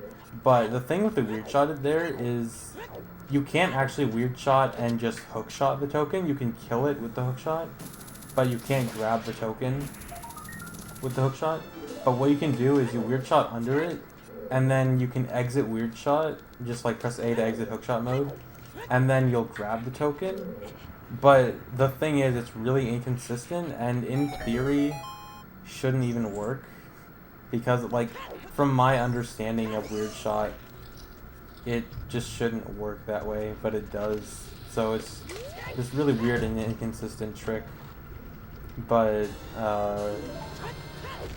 we have Song of Time now, so we don't have to do it.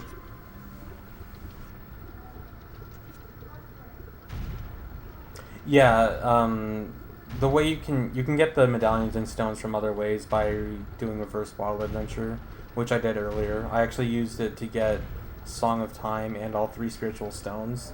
The real reason I did it was just because of Song of Time. I don't really care about the stones. They're just a side effect. But I got them, so whatever. Actually, one small benefit from it is I'm able to buy bombs from the Goron shop if I need to. I didn't need to in this run. I actually won't need to anymore because of a route change with bomb shoes. But before, it was a good alternative if I was low on bombs.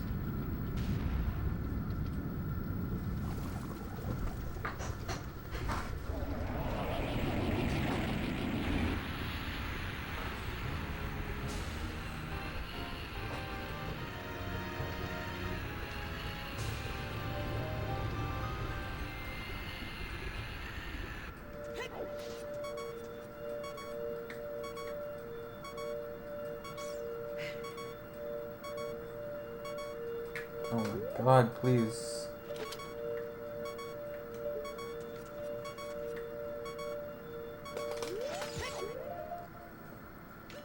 Couldn't line it up correctly.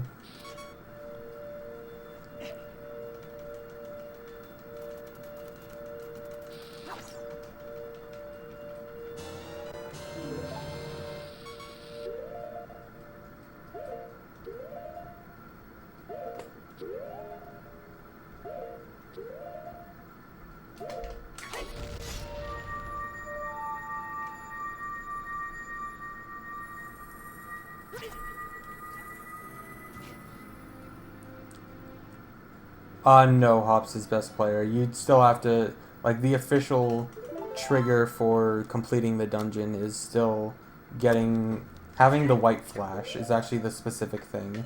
If you saw when I just did that wrong warp, I got a white flash. That signifies that I did get the medallion or stone, and I did complete the dungeon. So if I were to die, and I didn't get the flash, regardless if it was a wrong warp or cutscene skip, if I didn't get the flash, that means I didn't beat the dungeon.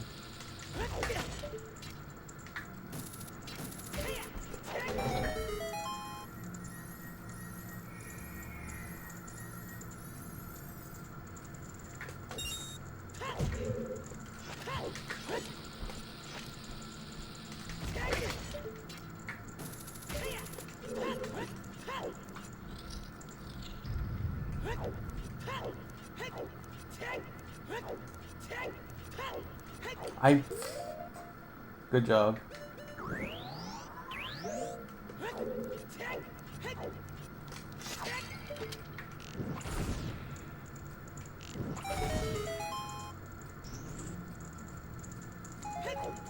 Just completely forgot that I need to do that.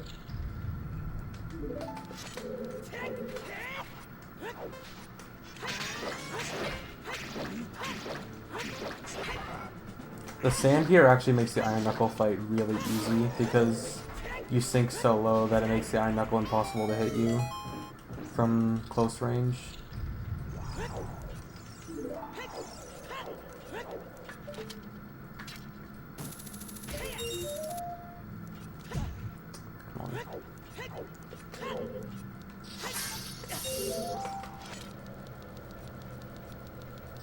Yeah, I do count the trials as a dungeon in this category, as well as Gerudo Training Grounds, Bomb the Well, and Ice Cavern. Which is the only reason I'm here. Because they don't really have like a specific ending, I just count the item you get in those places as the ending, except for trials, obviously. So I require Ice Arrows, Iron Boots, and Lens of Truth.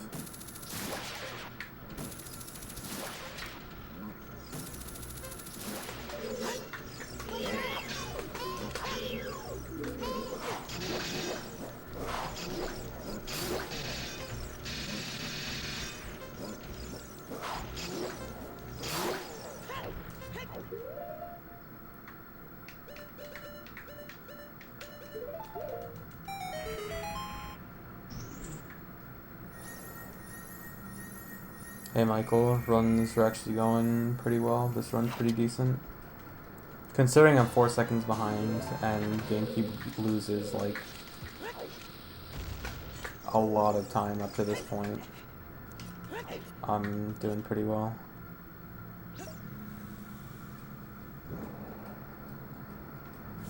Nice. Glad to know you guys raised a lot of money.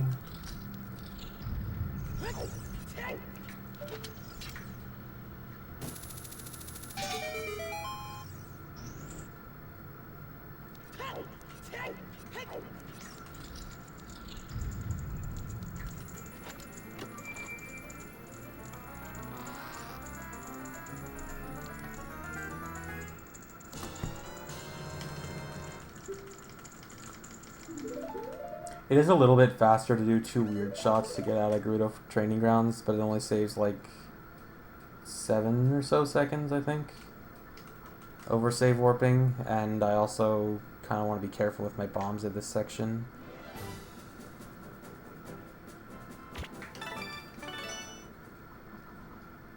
If I were trying to get like a super good run of this, I'd probably do weird shots out, but whatever.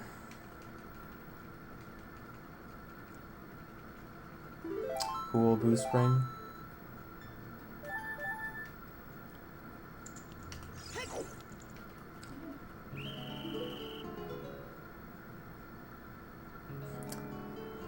For those of you who always think of the ice arrows as the item that's never used, it actually does get one pretty neat use in this run a bit later on.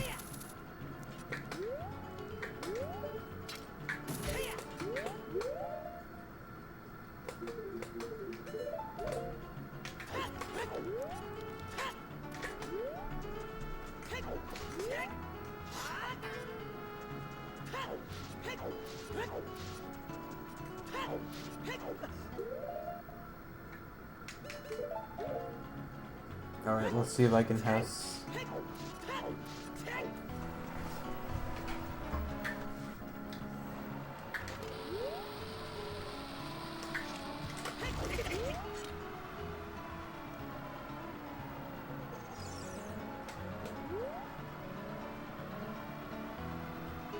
Oh, I'm not going all the way, by the way. I'm stopping it right after.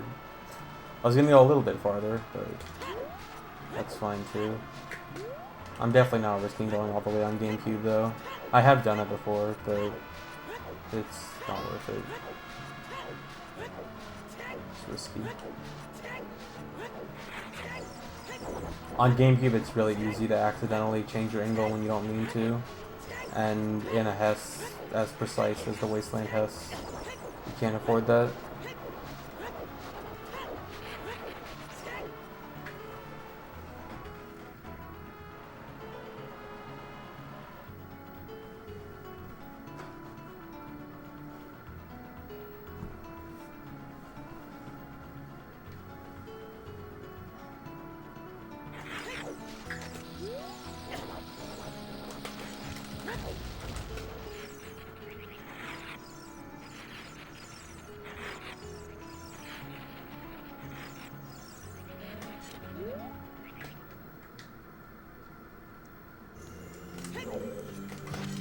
So Spirit is pretty neat. It's probably one of the most changed dungeons.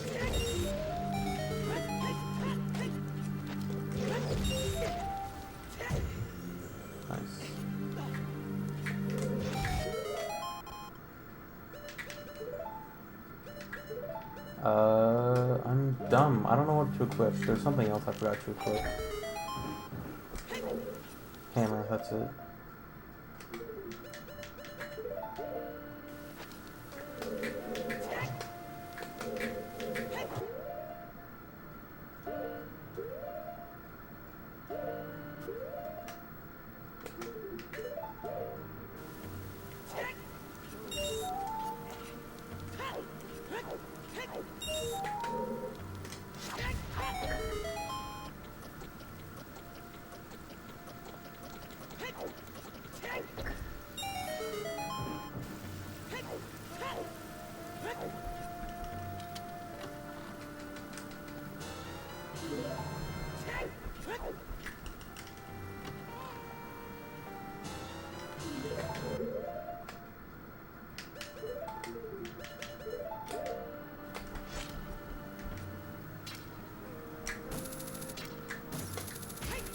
So there's a cool trick coming up here where I actually do 2 weird shots in a row.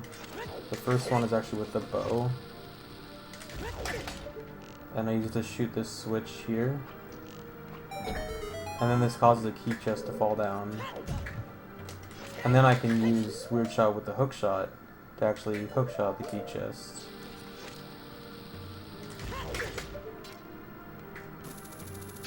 And this lets me skip to the early or middle part of the temple really quickly, and gives me plenty of keys because you actually need quite a few keys in this dungeon in Master Quest.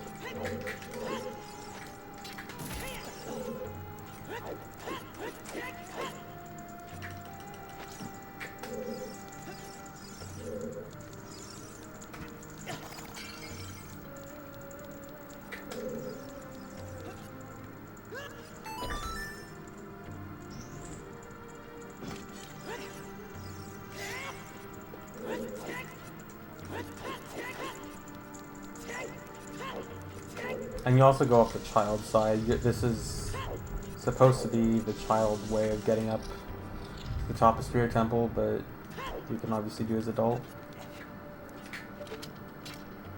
And there's a Skulltula up here. There's supposed to be this really long puzzle to get the Skulltula, but you can just long shot it. Because Master Quest is great. There's not too many useful places you can weird shot, or you can weird shot with the bow in a lot of places, but there's not many places useful. I know in regular Ocarina of Time there's one place in the Water Temple.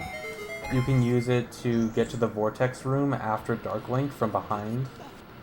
It's not particularly useful for a speedrun, but it's possible. It's useful for stuff like Max % Adult, I think. Or it was.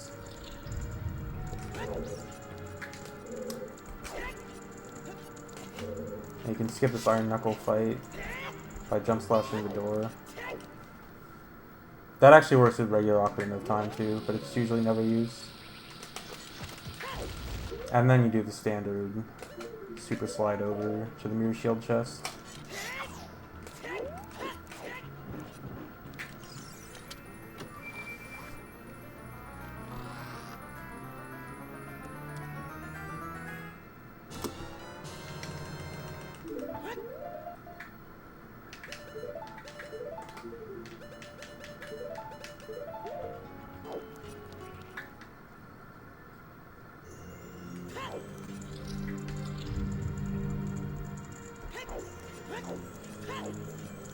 And you don't have to kill that Iron Knuckle either because the door just flat out isn't locked, which is pretty neat.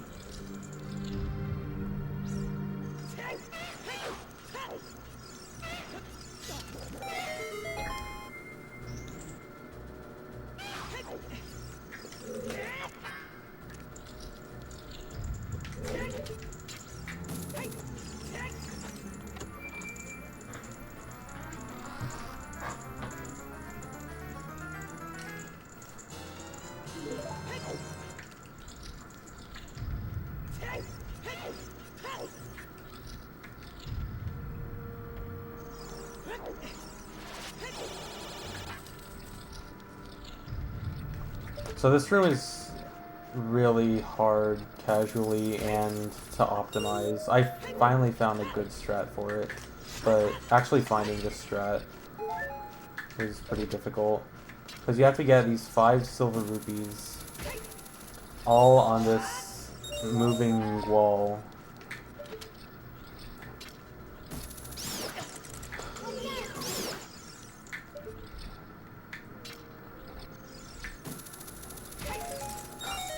Barely got him.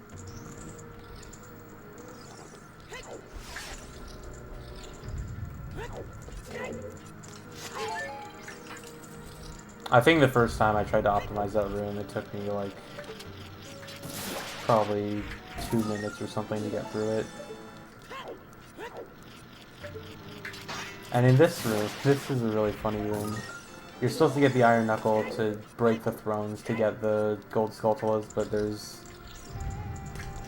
a very large gap that I forget what it's all by. There's a very large gap that allows you to just hookshot them, completely ignoring the iron knuckle, and let them sleep.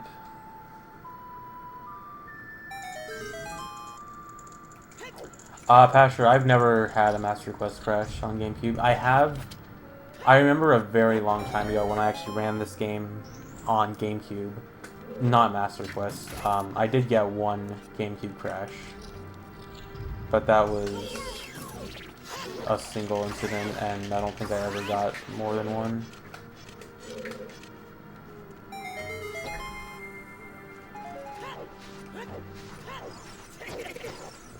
So shining light on that sun actually gets rid of a fire ring around that statue, which forces me to actually push it first because it is on a timer. And there's the invisible key chest there. And then it's just pushing the statues like normal. I want to take some damage. And hopefully I did the room right. Please tell me I did the room right. Thank you. I did the room right, I got the key. Everything is good.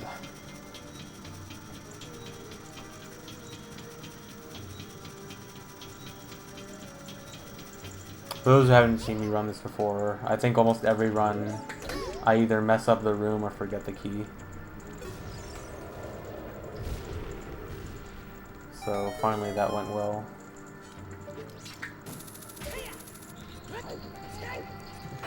Is my health right? Yeah, that's definitely 3/4. Or 3/8. Because I had 1 1/4. Or 1 3/4.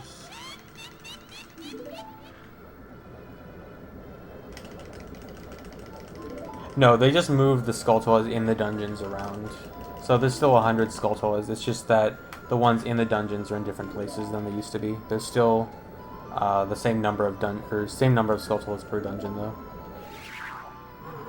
No, there's no switch for the actor glitch. And even if there was, I really need that key. Well, I actually could get a different key to replace it, but it'd be slower.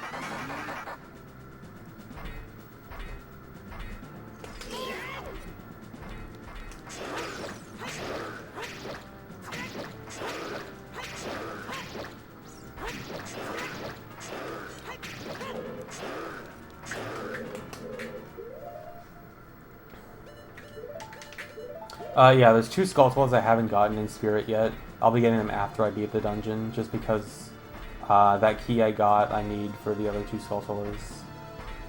And that key just happens to be near the end of the dungeon with the boss anyway. Here's a cutscene skip, killing the Iron Knuckle while out of bounds. Then I void out and don't have to watch the cutscene at all.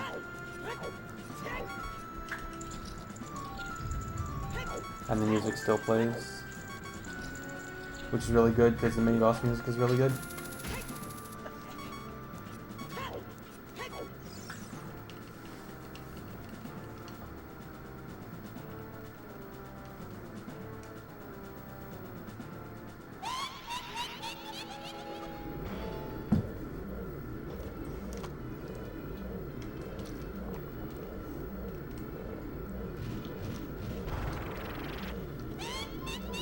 Actually, I just realized I was supposed to add a Spirit Temple boss door split, and I forgot again. I think I've told myself like every day this week to add it, and then I don't add it. Whatever.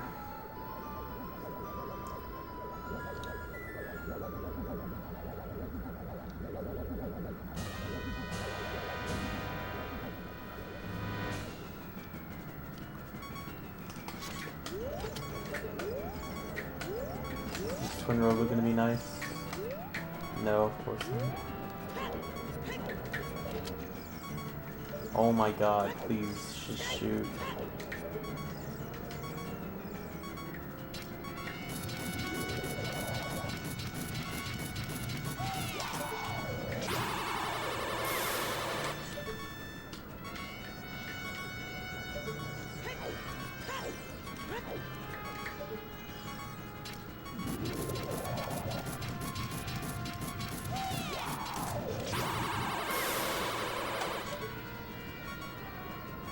And the reason I'm shooting Twin Robo is just to make them spin in place, and it makes it easier to hit them. Because sometimes they can move around and get to very hard to hit spots. Like, okay. Cool, I missed anyway.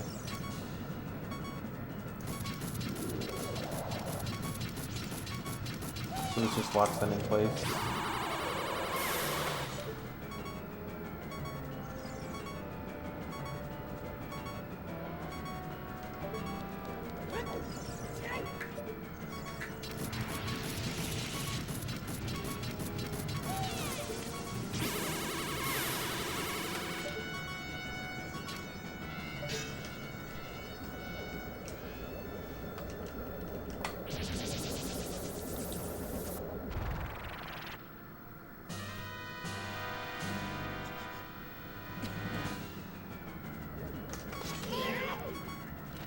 And then using the hookshot on this phase is to make Twin Robo spin, but this time it's because it actually makes her move to the next platform faster.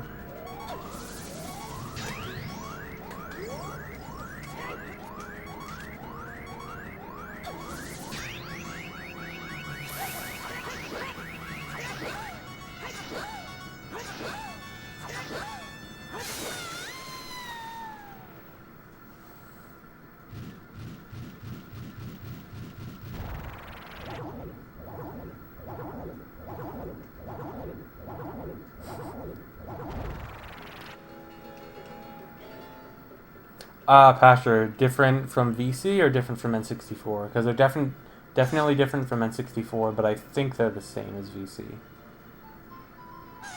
I'm not 100% sure on that, though. Don't quote me on that.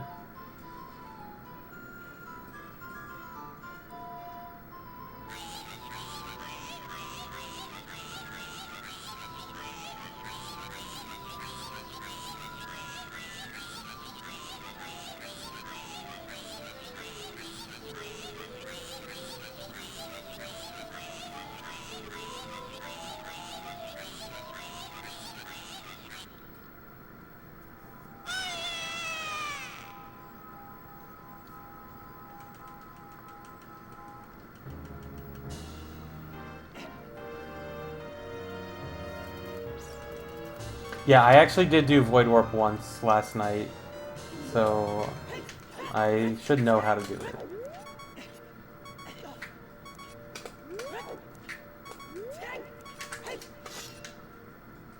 Okay, my health should be correct. I'm pretty sure that's 3/8. If this actually happens to be 5/8, then I'll just watch the cutscene.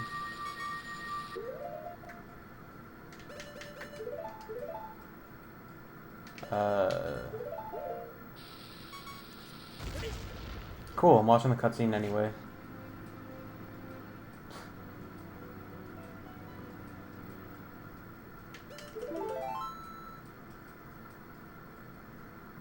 I'll blame that on the diagonals.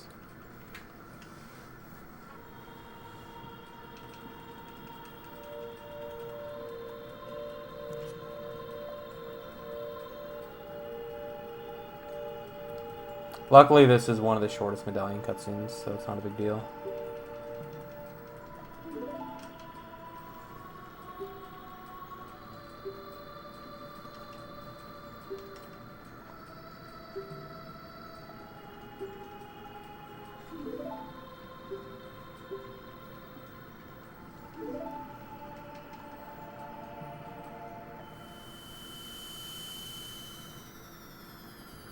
What was supposed to happen there is I was supposed to die on the frame that the game started this cutscene, and what was supposed to happen is I actually get the medallion, but I don't have to watch this cutscene. Unfortunately, I messed it up a little bit. The camera turned the wrong way. And I had to watch the cutscene. Basically, it was just to skip this cutscene.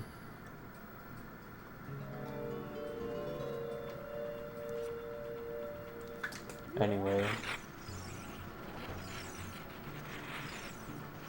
Still 2 more Skulltulas left for me to get inside the Spirit Temple.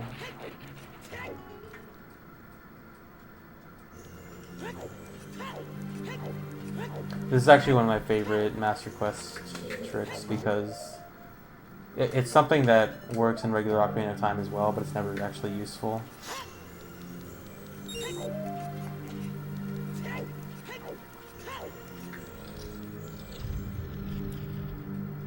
So one of the Skulltulas is in this room. It's just on the ceiling, nothing special about it.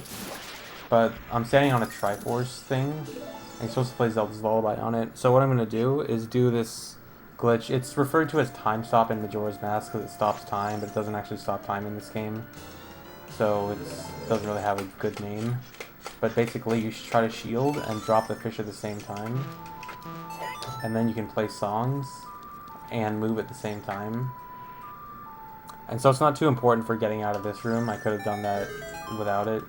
But in the next room, there's supposed to be this big puzzle where you play the 5 normal Grey Note songs, except for Song of Storms, to get this one Skulltula. You're supposed to get into this gate and then play this song. But with that glitch, I can get the staff thing to appear without entering the gate, which allows me to skip all 5 of those songs, which is a very, very big trick.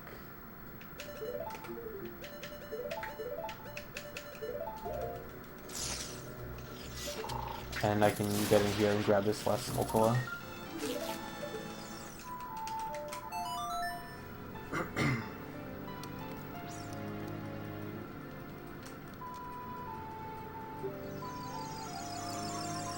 So I'm behind right now, but I can save a lot of time in Shadow Temple.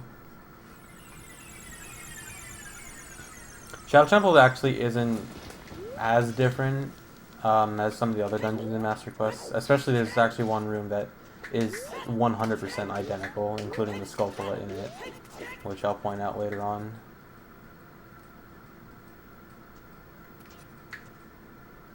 So I don't have Din's Fire, so the way I want to enter is climbing up here and then doing a clip on the edge. Come on.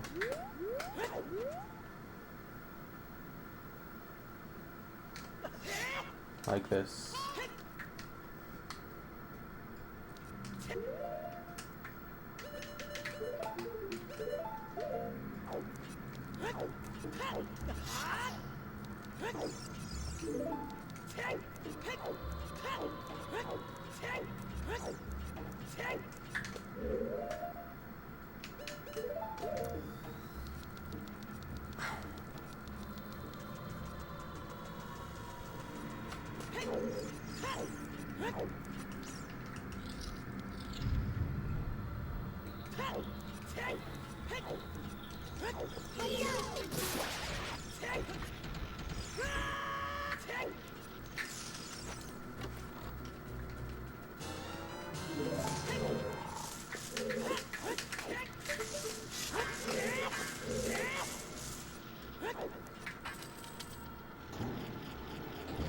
So that gate clip is same as Ocarina of Time, lets you get to the boat early, but I actually need to go backwards a little bit for a few Skulltulas.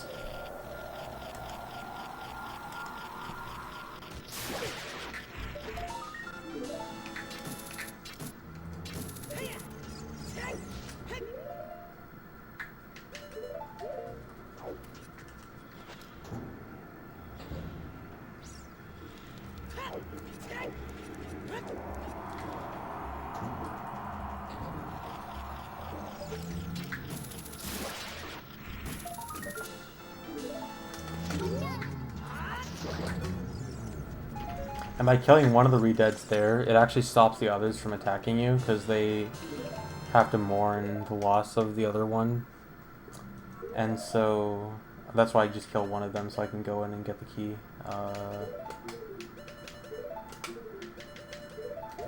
I'm bad at Eclipse.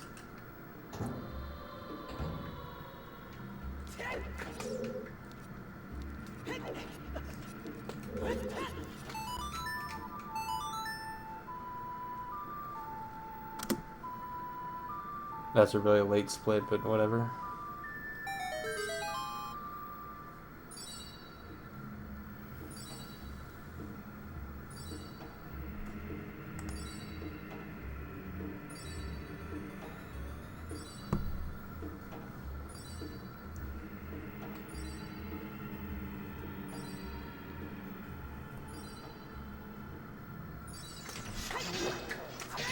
Did I jump slide? I don't think I did.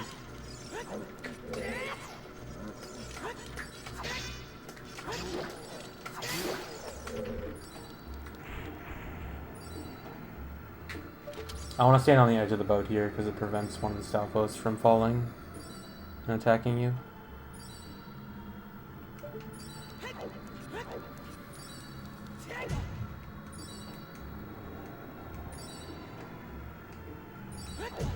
Six, dang.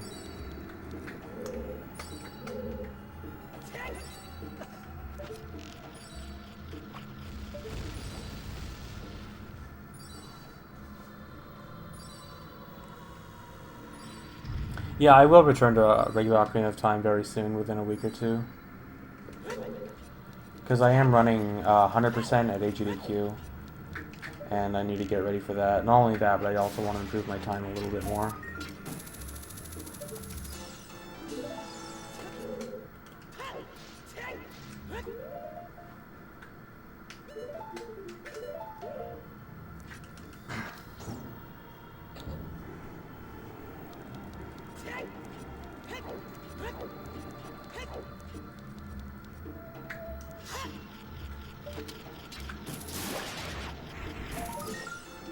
So you don't have the boss key, but you can do a boss key skip here with a precise out of bounds ledge clip. It's kind of difficult though because Master Quest pause, or GameCube pause buffering is kind of bad, but let's see.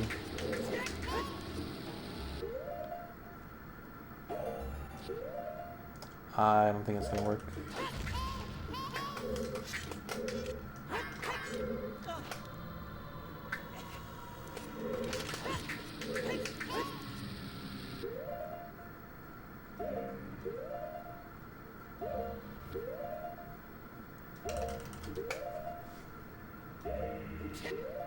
Okay.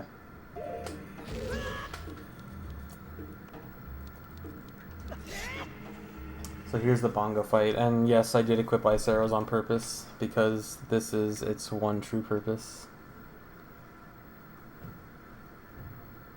Yeah, I did get my GameCube disc. I am playing on GameCube right now.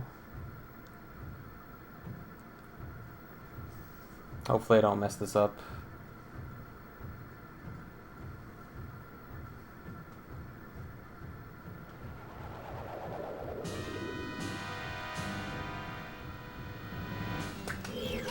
No? Dude, I'm not supposed to shoot that one. Whatever.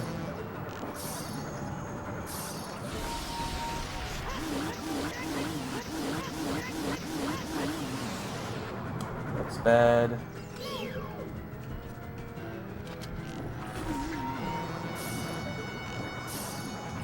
I forgot to get ISG. I hope this is gonna line up right. I might have to just watch the cutscene because I don't know if this is gonna work.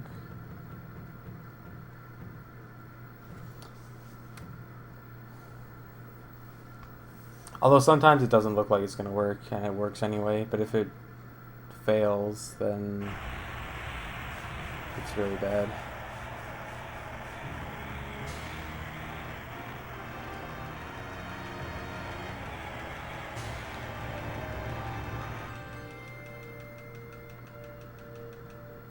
Oh god, this is not looking good.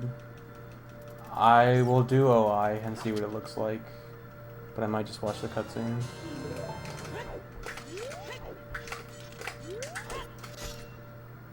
Nope, I'm not even gonna bother trying that. Might as well grab the heart container. That's unfortunate.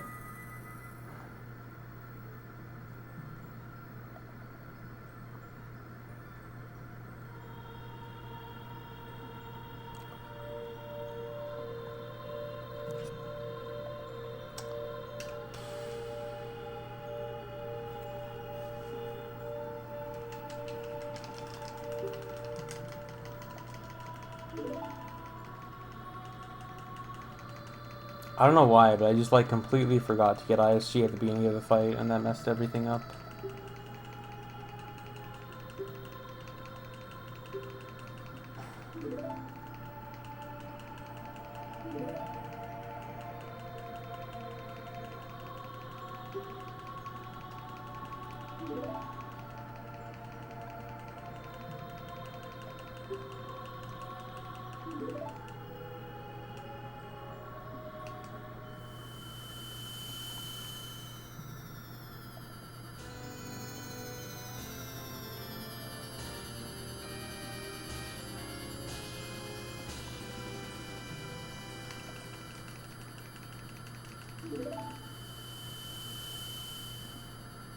Hey, a pro TBH, I'm doing okay.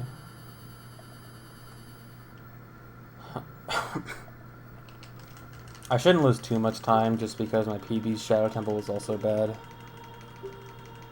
In a different way. I'll still lose time though.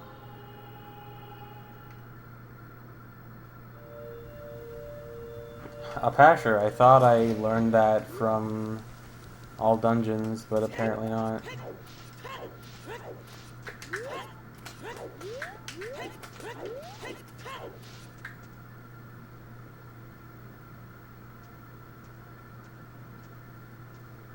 At least I'm consistent at this trick now.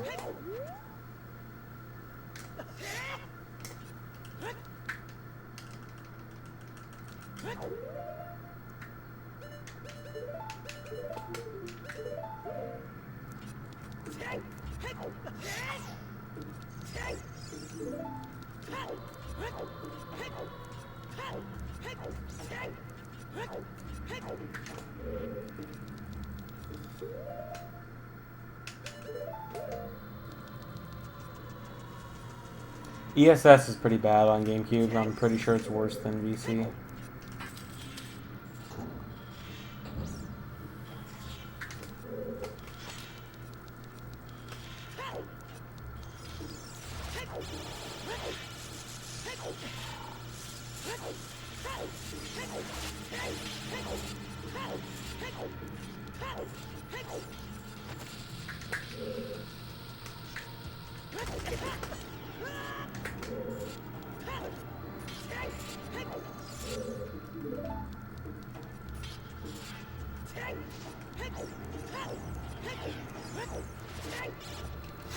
So if you remember, I mentioned there's one room that's exactly the same in Master Quest, and it's this room here.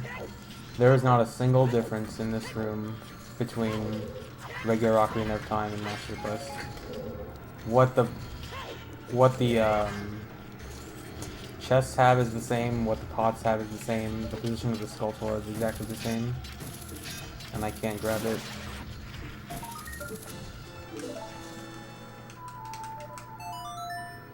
And as far as I know, it's the only room in Master Quest that's the same. That time loss is pretty gross. Although I have a new route change that should save over 2 minutes. And then it also cuts out a part where I lost almost a minute in my PB as well, so I could save as much as 3 minutes.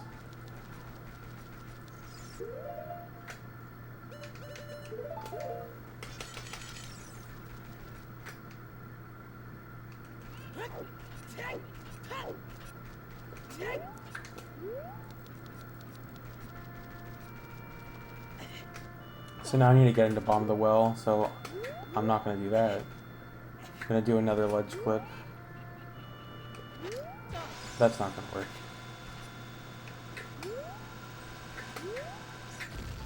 Yeah, that would have been bad.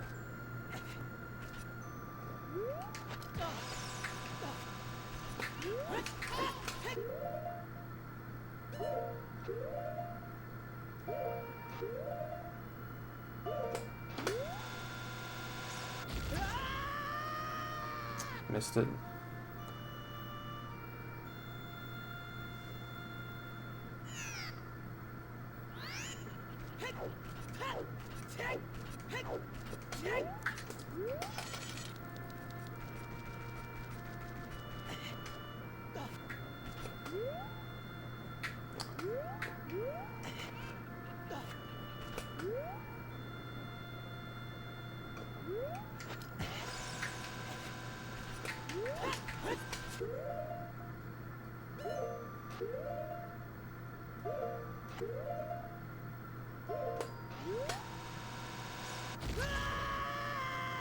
There we go.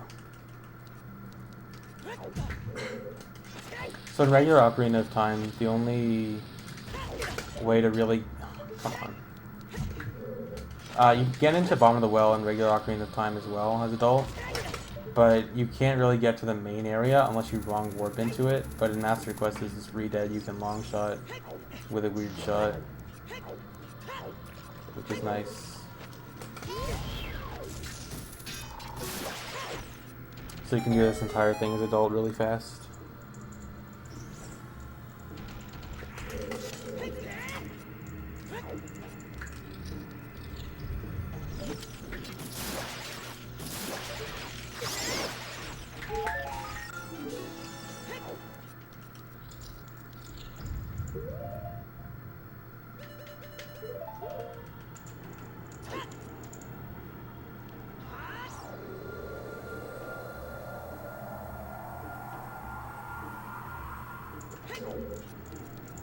It wouldn't be faster to play the song for the Windmill Guy because that would require getting Song of Storms and playing it as child.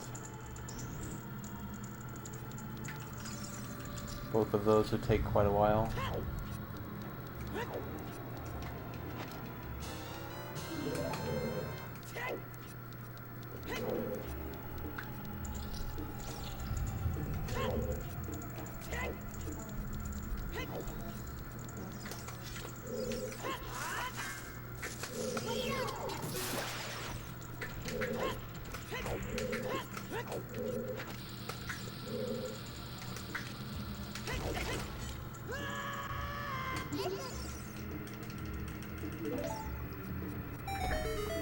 So that Mega Side Hop lets me get up here early and hit that switch. And that chest that just appeared is the Wounds of Truth chest, which I'll get right after I get the Skulltula.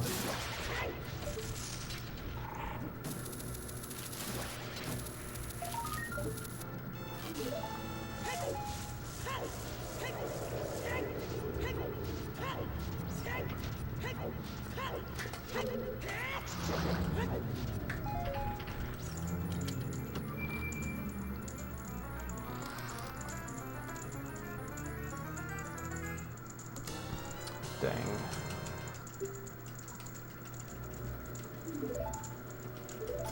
I might do Master Quest 100% at some point. I don't have any plans in the near future though.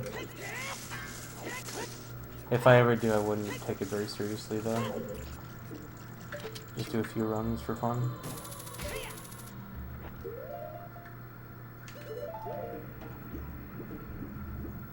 So the reason the next few splits are blanked out is because of the new route. So the time won't be accurate until right before the end of the run. But if it works out well, I should be ahead once the route converges.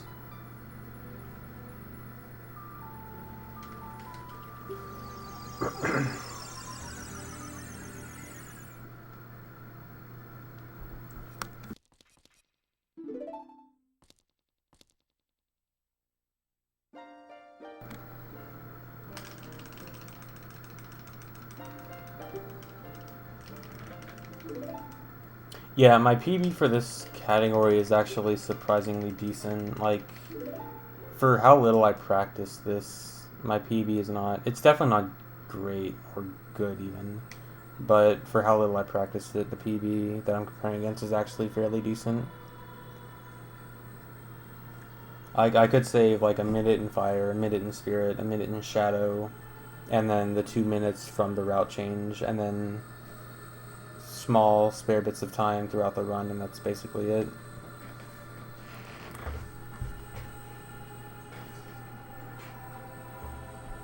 It's still very improvable though. Like if I wanted to really grind this out and try to get a super good time, I think something like 3:0, something between like 3:10, 3:05 is probably possible. Maybe even lower if more route changes are found.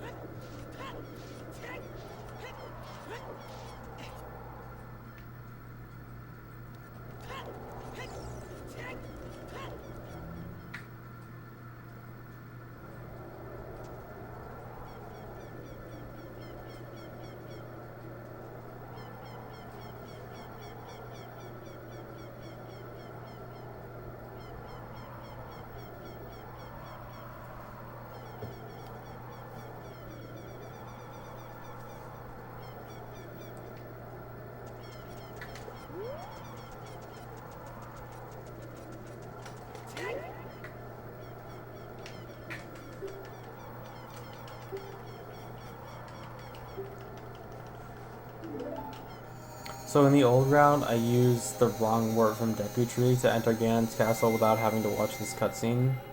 But then I realized it's actually faster to just watch this cutscene, and then use the Deku Tree wrong word to just skip Ganondorf.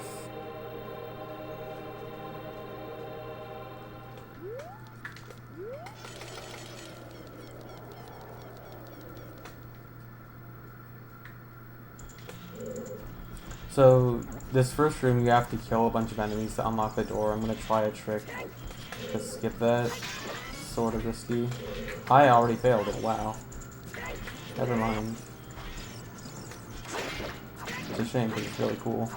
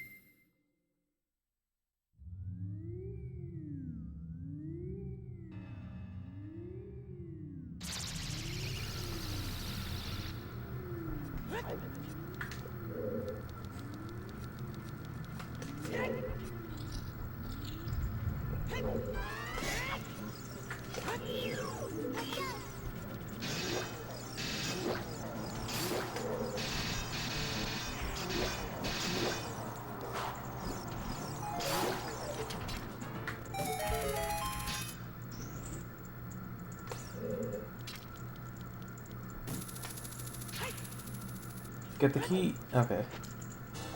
Got the early cycle.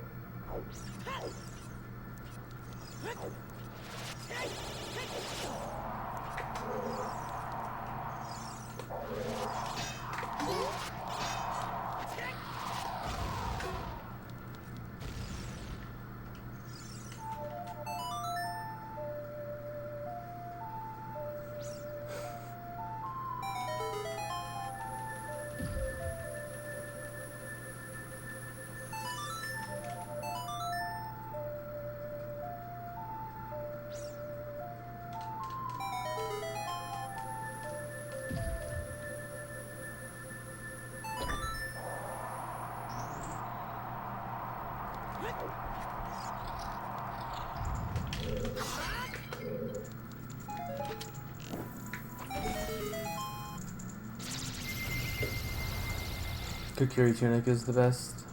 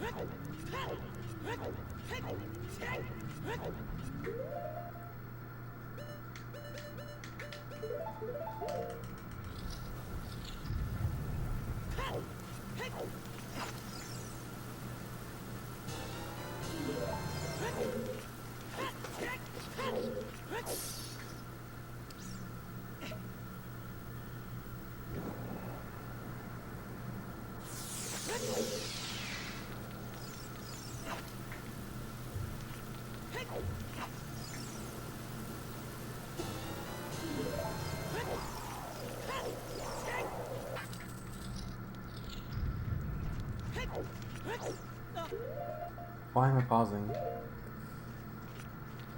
I hate when I think I have to pause and I don't have to.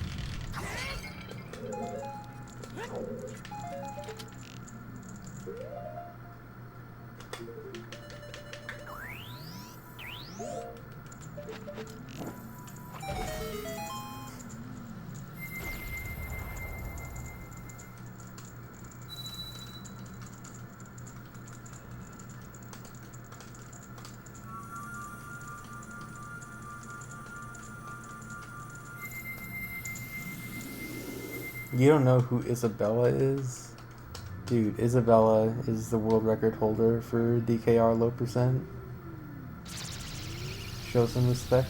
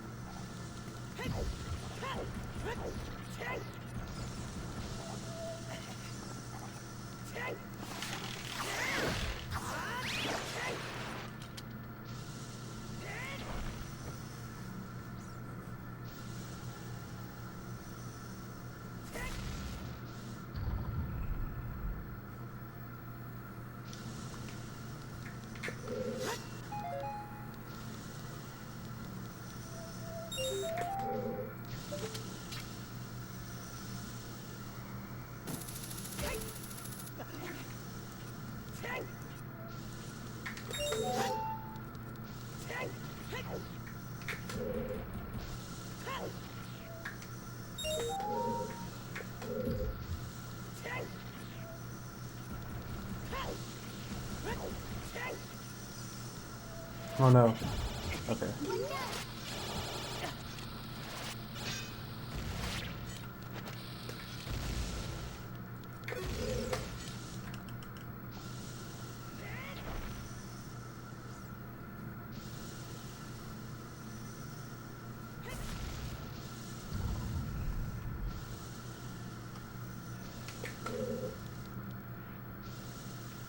Grab the rupee, dude.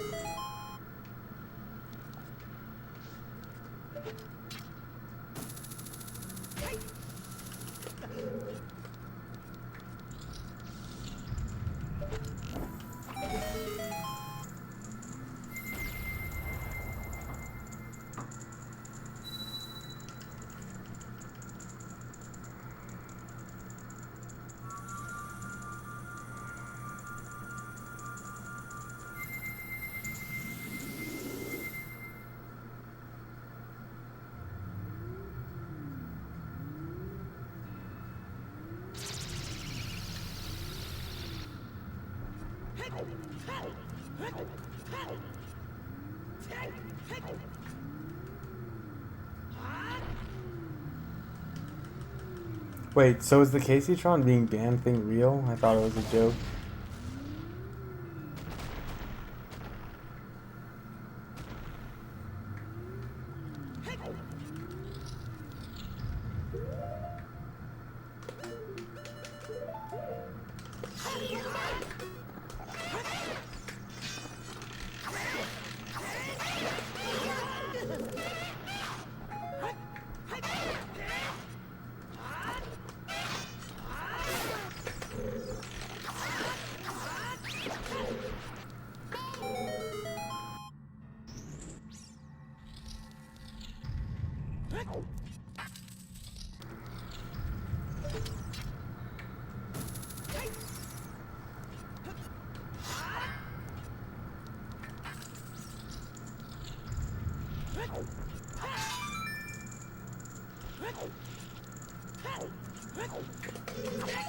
No, I wanted to get the magic after, whatever.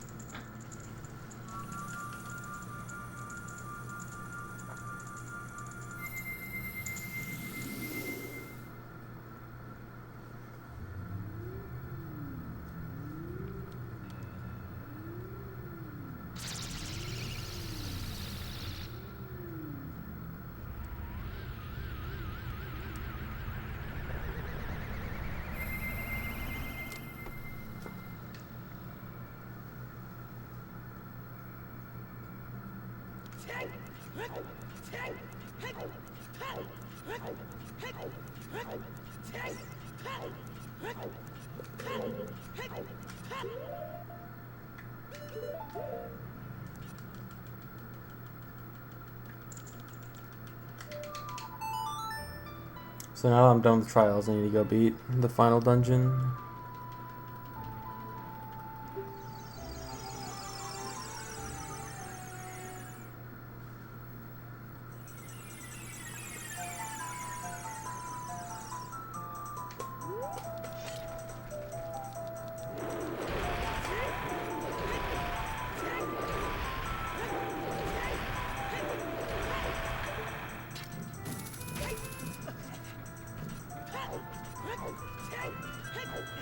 The reason I had to enter the tower before Minuet is you can't play warp songs in the main trials area, but you can in the tower. So it's kind of dumb, but that's why I had to run up there. Magic, please. Okay.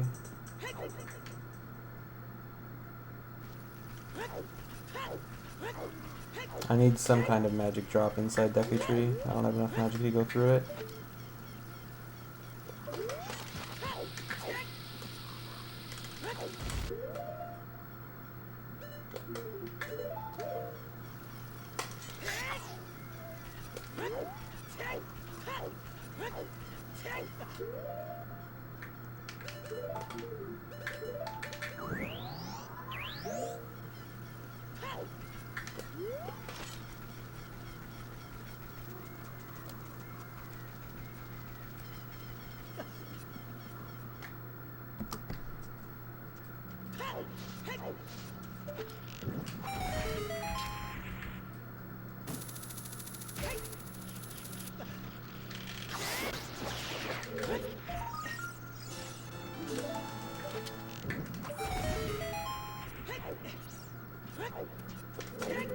Actually, you know what? I can save some magic by doing this. I think this saves enough magic.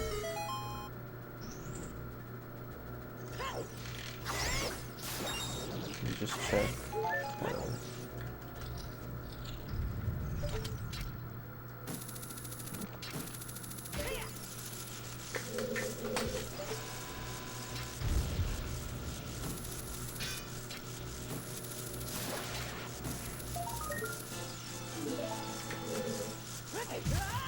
No.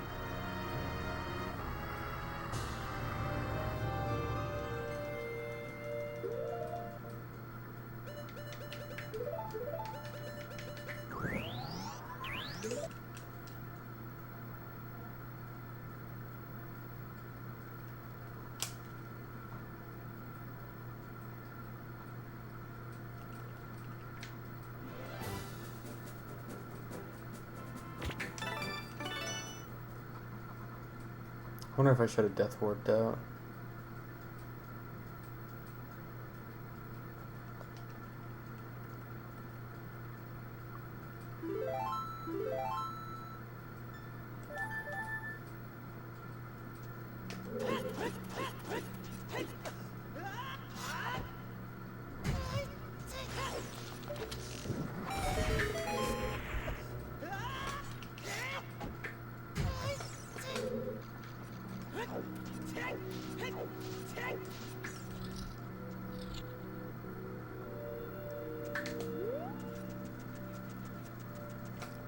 Most popular speed games? I mean, it's not even my opinion. It's OOT, SM64,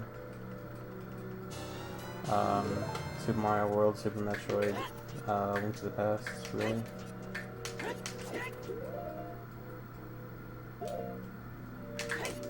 Well, I guess there's a few others, like, I'm sure there's a few others I'm forgetting, but those are the ones that stick out to me.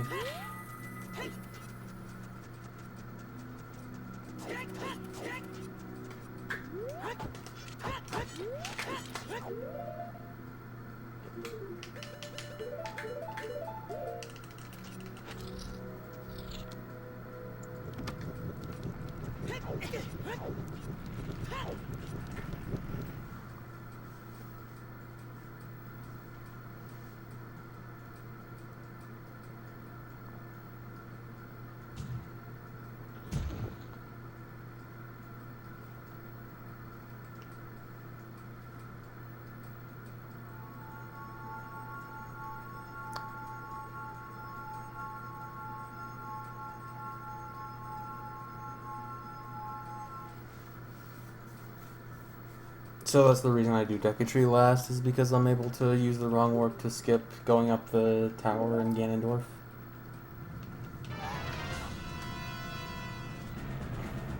Yes, we can. I can roll right through the rocks. I probably should have.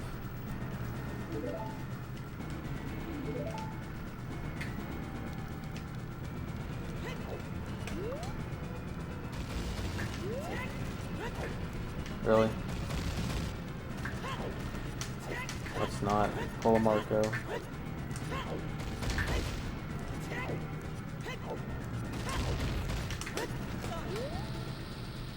Also, look at this lag. Like, this is way worse than any other version of OOT. No version lags as much as this at the Castle Escape.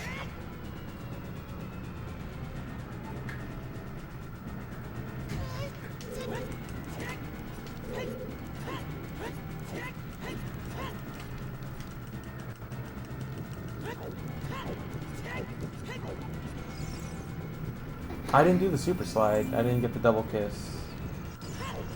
I'm dumb.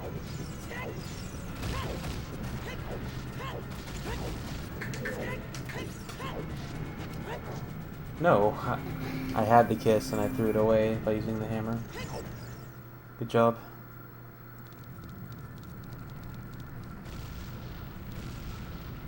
Okay, this should be a PB. It takes about 4 minutes from exiting the castle to the end. Well, actually, that's 4 minutes on N64. Probably closer to 3.5 on GameCube. So 3:10 or 3:13 or so. Yeah, this is not the run. I guess I have to redo the run again because I didn't get the kiss.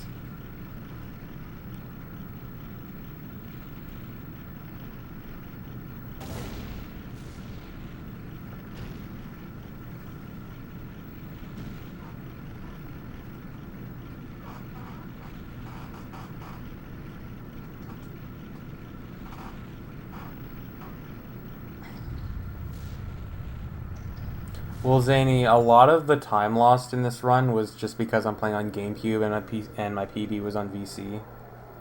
And GameCube has very, very slow resets, which was a lot of time over the run. Some of it was just bad play, though. But honestly, overall, I'm pretty sure my play was about even with my PB. And the time save is really coming from the new route. Pasha, remember, when you're coming from the Deku wrong warp, it's the same angle as the one in any percent, so you just hold right.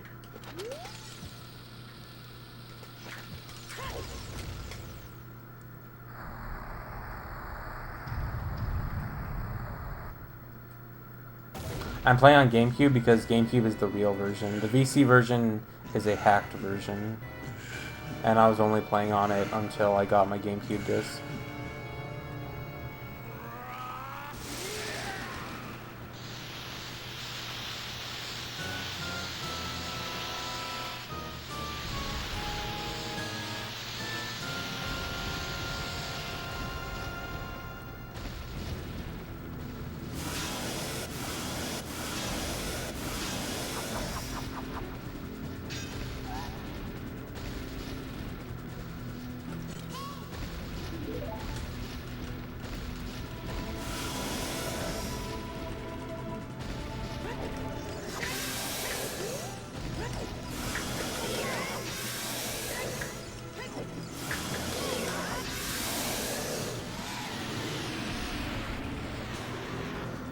Cosmo has nothing to do with it. Please stop saying that.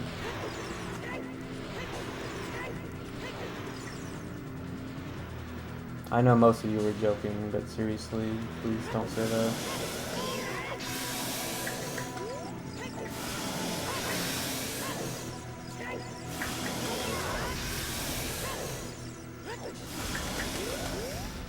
Oh my, I didn't turn around. What the hell?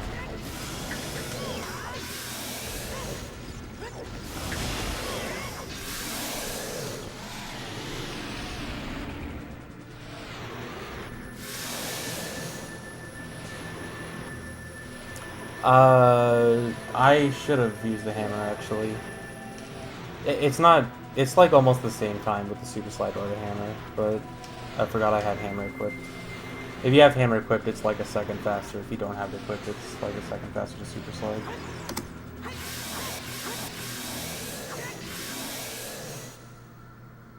What? Dude, my sound didn't play. No! Right in the fucking head! Yeah! Never mind, it did, but it was really delayed.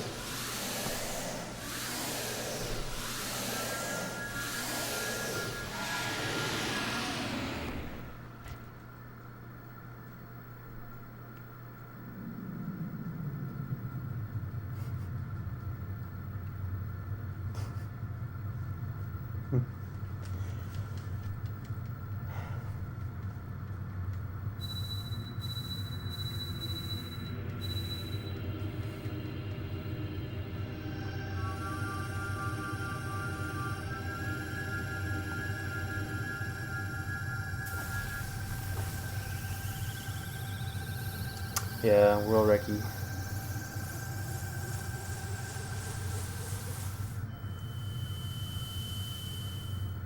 Yeah, my prestigious world record.